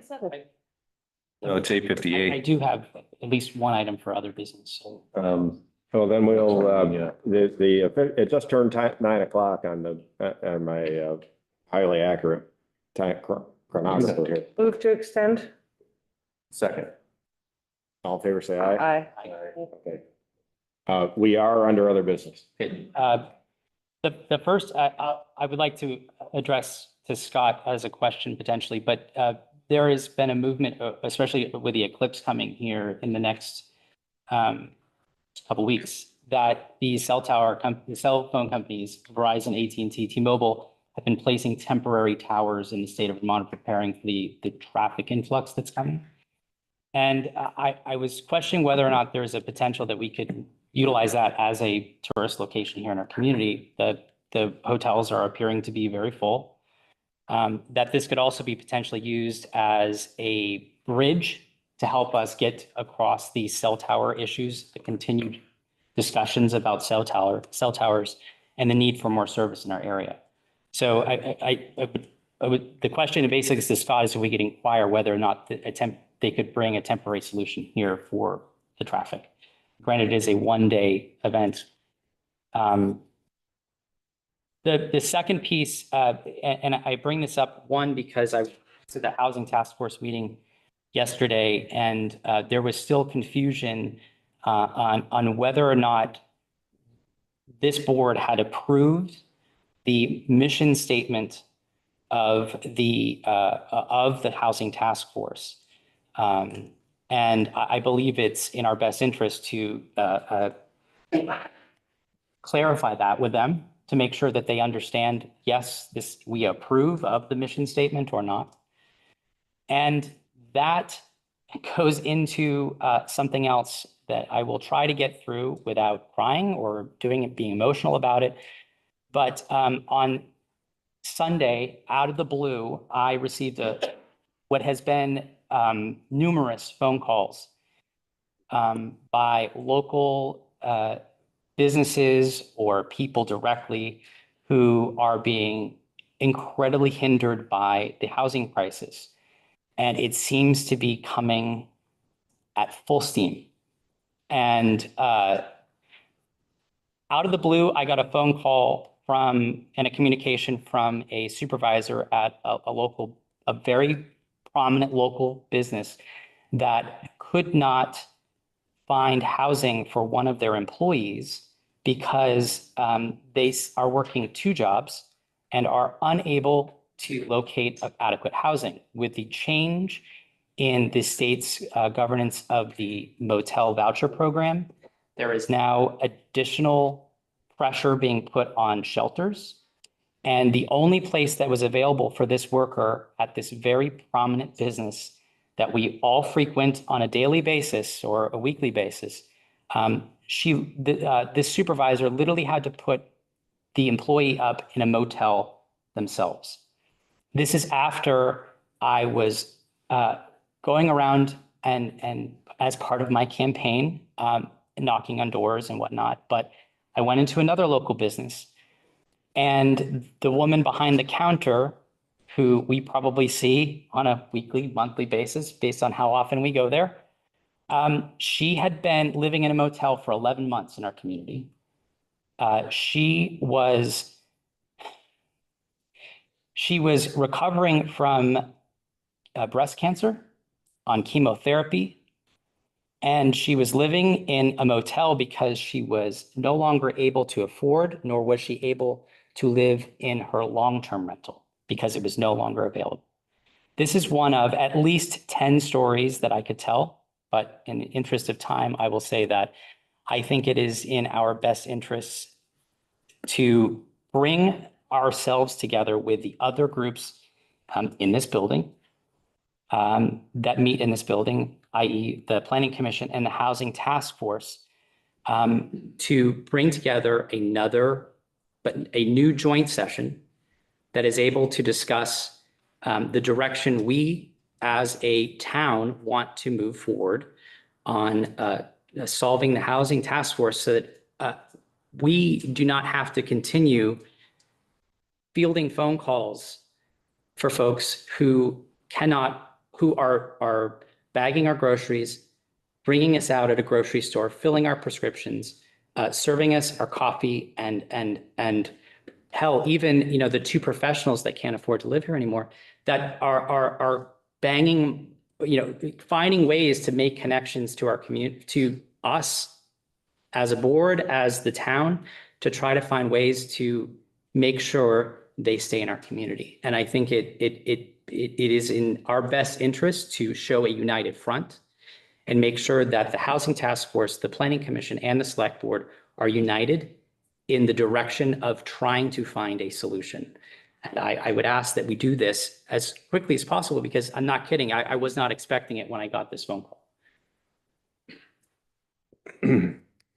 Unfortunately, we, as a municipal government, as small as we are, we've been existing in silos for quite some time now. You got the Planning Commission, you've got the Select Board, you've got the DRB, you've got various ad hoc committees working on things, but there's no real structure to it. And I agree with you. There needs to be more structure. The Housing Task Force was a group that was created by the Planning Commission. the difficulty with that is that the planning commission has no authority to create town committees. That lies with the select board.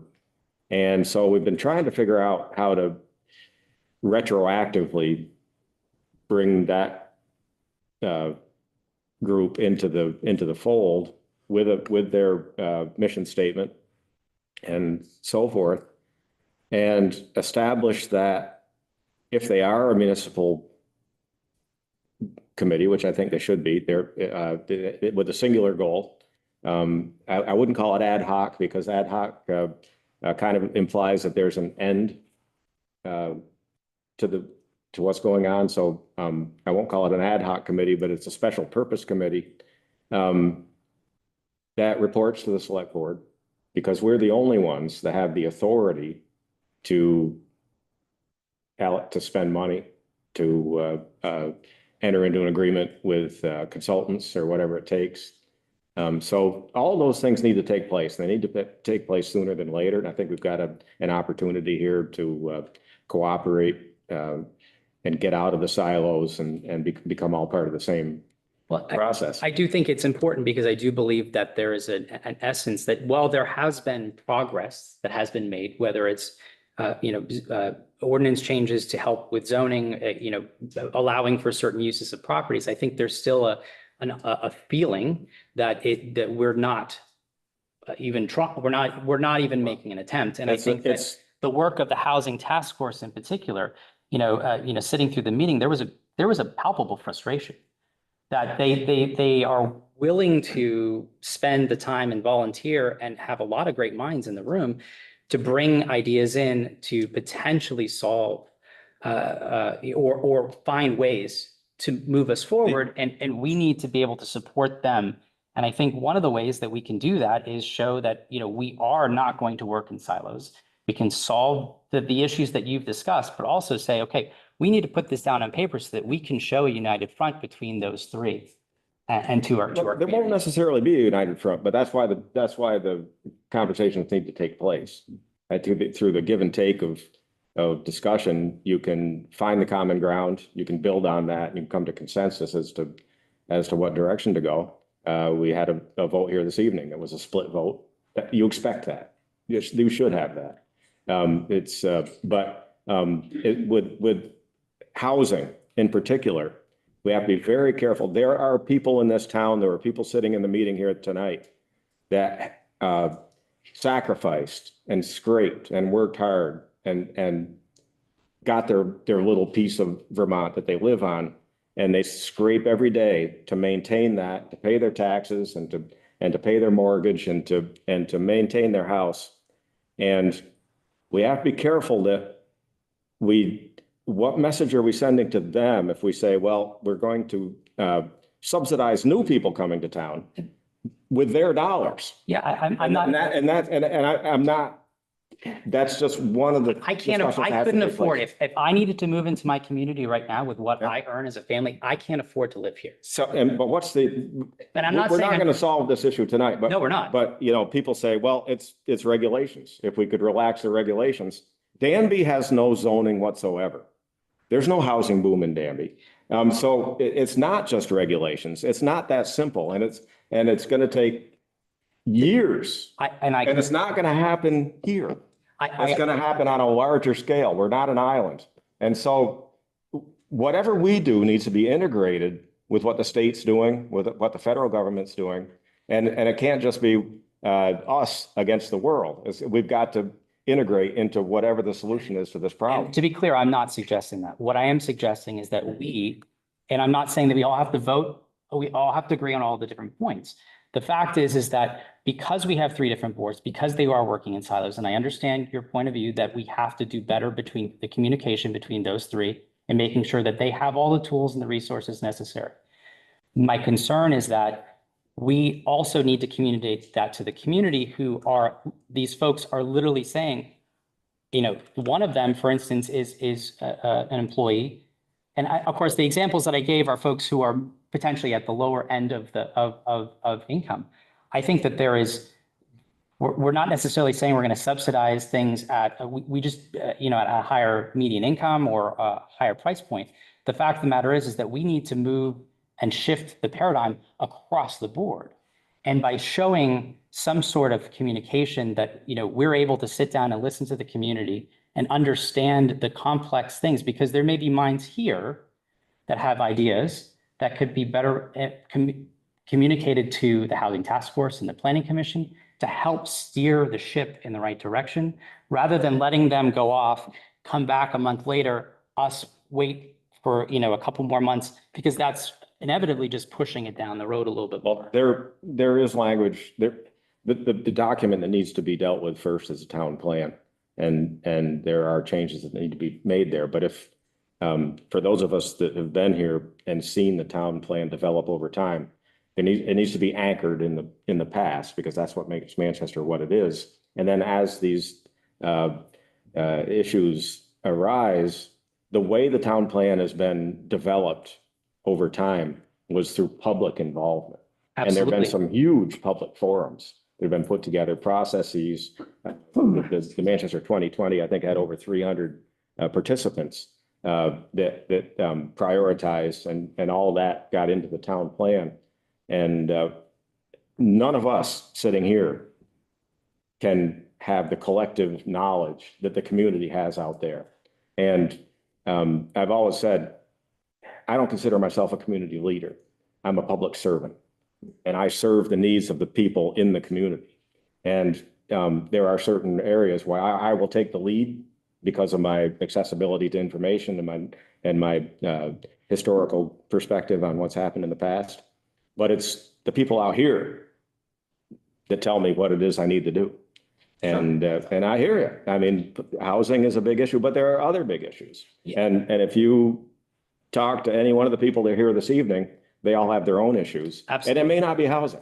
And so as the municipality, we have to address all those issues. And the one thing that we have to deliver is the core municipal services that only we can provide. That is our number one priority, and we need to do it at a cost that people can afford. Everything else is extra, and it needs to be coordinated with state and federal governments, because that's where the money's going to come from. We don't have the resources. Sure. So how are we, sorry. It's okay, I just. And again, we're not going to solve this tonight, but what I'm asking is that if we can bring the minds together. What's that specific ask, I guess? I've been trying to attend planning committee meetings. I listened on Zoom to that meeting. What is that specific ask? So the ask is that if we bring the three groups together in a joint session in a discussion on housing, that's the forum, just like we did with the cell tower special meeting that was held at the Manchester Community Library. And obviously there was a mission of that. It was to get public input on where the concerns are. Because I think we did this with Kathleen James like 18 months ago. Was that not even, it wasn't even 2 years ago, right?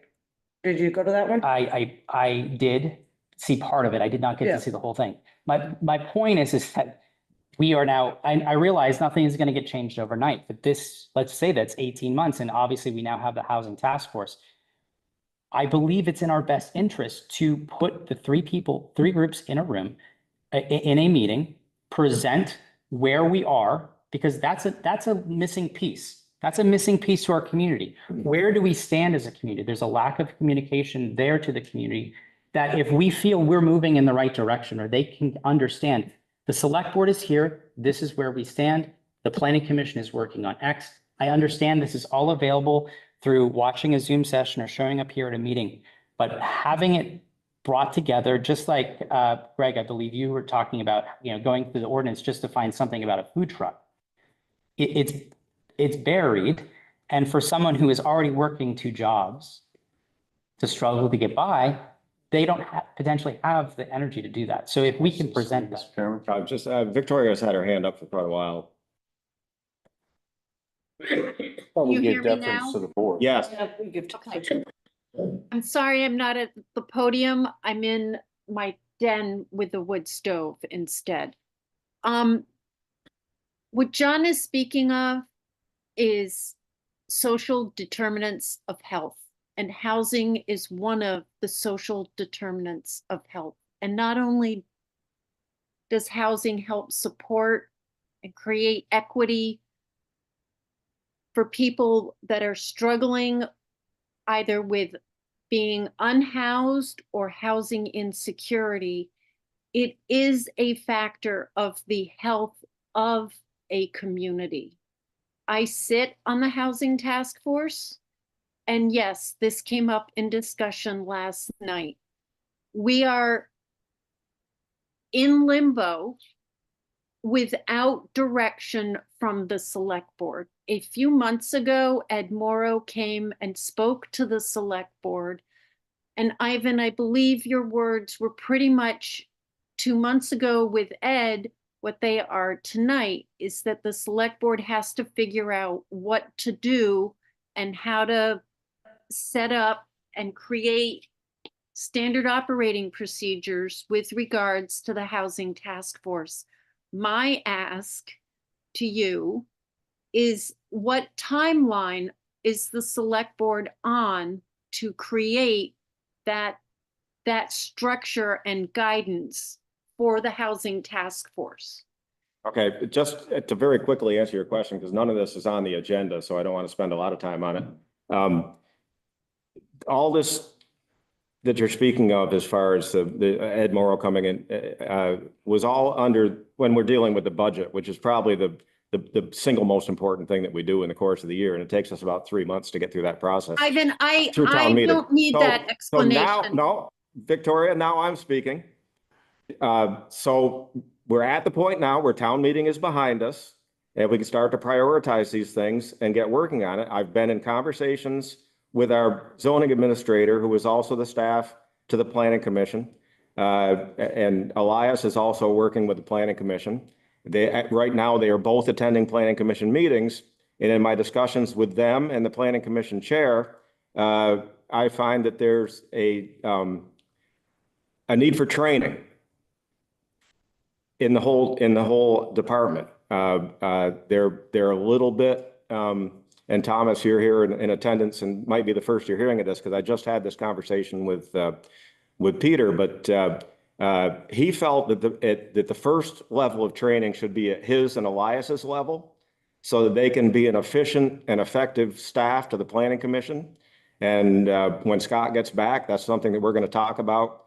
Peter is already looking into opportunities for training so that they can answer the questions of the boards with regard to procedure and process and how things should work, and as far as state statute and what's allowed, what's not allowed. We can't assume that planning commissioners will know these kind of things coming in, and we have a very young planning commission at this point. There's not a lot of longevity on there.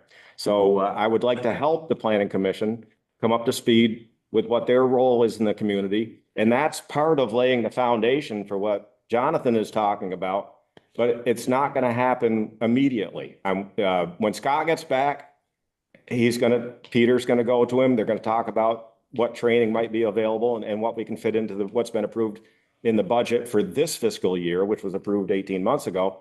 And we're going to try to start working so the planning commission can become more efficient. And then they can make recommendations to the select board that are within a framework of what state statute allows and in a close working environment, so that we can then take advantage of the hard work and the expertise of the Housing Task Force in their mission. The pieces just aren't there. And this is important for us to make sure they get there. Can I give you a time frame? Not today. Ivan, wait a minute, I'm confused. So I really appreciate, I really, really value professional development, and I appreciate the select board, you, Scott, supporting the staff to get the professional development that they need in order to do their jobs, which means they can better serve the residents and future residents of Manchester. What I think I heard you say tonight, and when you spoke to Ed Morrow, is that even though, and correct me if I'm wrong, I'm looking for clarification, the planning commission, the planning board, the planning commission, sorry, no disrespect, authorized the housing task force, but they had no authority to authorize the committee. The select board has that power. And what I heard you say is that the select board needs to set up the operating procedures, the guidance for the housing task force. That's my question to you, is if that's the case, what is the timeline for the select board to create the guidance for the housing task force? As soon as reasonably possible. I can't give you a timeline here this evening, but I've just started working on this. And feel strongly that there's agree with you that there's a lack of cooperation. And I don't mean cooperation. There's a lack of communication and working together, simply because we've been involved with different things. The Planning Commission has two missions under state statute: to really to write the town plan and to write land use ordinances. I'm not sure that we have the expertise that they need in order to do those things. The town plan is not a regulatory document, but it will play an important role in not just this issue with housing, but also with the cell tower issues that we're dealing with and other very important issues that we're dealing with right now. So they need to be focused on those. I feel that they need to be focused on those things, and we're going to have those discussions. I'm not doubting that, Ivan. I'm in agreement with you. I think we're just talking in circles now. You've asked your question. I can't answer that, but we're moving forward, and hopefully we'll give you some level of comfort fairly soon, that you have an idea of what our expectations are, and you can coordinate that with your mission.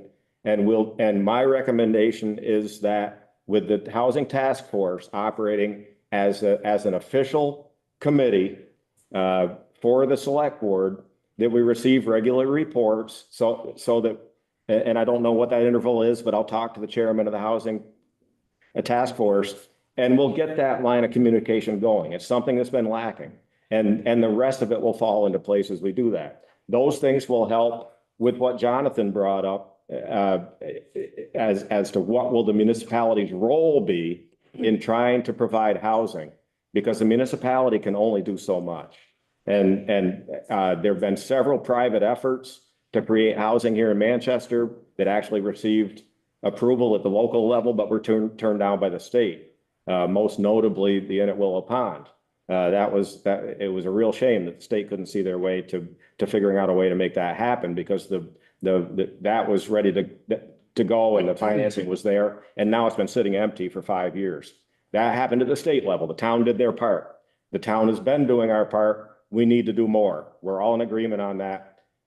So let's rally the troops. Let's get it done. Says his hand up. Thomas. So I just want to be clear, no one in that room and no one at that board has said that they want the select board of the town of Manchester to build homes. Not a single person has said that. And I know, Ivan, respectfully, you have a tendency to railroad people when they ask questions or they bring up particular topics. And Heidi, unfortunately, you just did the same thing by asking Jonathan if he was in the same meeting with Kathleen James 18 months ago. That was the side point. The request that was made, not only by Jonathan, but also by Victoria, and also by me as someone who is on the Planning Commission, regardless of whether or not I'm a newbie or needs more training, is that all three of these boards and committees sit down in one room and hear what the public has to say. That is word for word what he asked. And instead, what happened is that you talked about the lack of ability for the Planning Commission to do something, or the mistake that the previous iteration of the select board made when they even created the Housing Task Force. You just said that the select board didn't have the authority to give to the Planning Commission to create the Housing Task Force. So now we have a Housing Task Force that doesn't do anything. So the request here today is to have a joint session of the two, the select board, the Planning Commission, the Housing Task Force. I don't care who it is, But there is a huge and significant difference between the spirit and the letter of the law. And all 5 of you know that. All 5 of you know that the select board in the town has a financial responsibility to every single resident, not just taxpayers. They have a responsibility to build roads and put pipes in the ground. We all know that. But we all also understand, and if we don't, you don't deserve to sit up there. We all also should understand that we have a responsibility to the actual lives of the people who live in this town. And if you're unwilling to sit down in a room with the planning commission, the 5 of you, and anyone else who's on the housing task force, to just listen and hear people, to hear the stories that we are hearing on a daily basis. When you go to pick up your prescriptions, some of the people you're talking to spent 10 months in a motel while going through chemotherapy. So while I understand that you have a fiduciary responsibility to the taxpayers of Manchester, you also have a moral and ethical responsibility to everyone who lives in this town, regardless of whether or not they're a voter, regardless of whether or not they have lived there for 5 years or for 10 generations. So again, the ask is that you vote on having a public meeting where the community can come together, tell you these stories, and then you can decide for yourselves whether or not you think this is something the select board should even be doing anything about. Yes, there is federal and state funding available. Becca Ballant just secured millions of dollars for Bennington. Peter Welch just secured millions of dollars for Rutland and Burlington. All of that money would be coming here if 18 months ago, in this meeting with Kathleen James, that apparently nothing happened, we had already created a housing task force. But instead, we're sitting here arguing over whether or not the select board or the town of Manchester should or should not be building houses. Not a single person in that room tonight, and not a single person, to my knowledge, has suggested that that be the case. So again, the ask is to get all 3 of those groups together in one room to hear the stories, to hear the ideas, and then if you want, you can come back and decide to do nothing about it. So Thomas, I'm well aware of the $74 million that's coming from the federal government to the state of Vermont for housing. I'm I well don't think aware. you are. I'm well aware. Respectfully, I don't think you are. Thomas, I'm speaking right now. I'm Well, gonna then you're gonna have accept, to I'm gonna mute me. accept your angry outbursts as passion, but please try to be respectful. The BCIC, which is the company in Bennington that is receiving the money down there, is the Bennington County Industrial Committee. We are a member of that, and we are a part of Bennington County. Now, I know from experience that money will be spent in Bennington, and the BCIC also manages properties down there. So we would be probably in competition to get any of that money to come to Manchester. But you have a tendency to, in your passion to present, to try to create barriers, and I don't want that to happen. I'm trying to agree with Jonathan. I'm trying to say, okay, we need to move this forward. I don't care what happened 18 months ago. We're here today, and we're going to move this forward. Move to adjourn? Second. Favor say aye. Aye.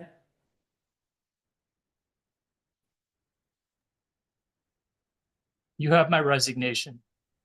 This thing that was sent to the select board, I don't know what to do with it. Should it be in a file somewhere? I asked about. Did you feed this Scott? Did you? I gave it to Scott and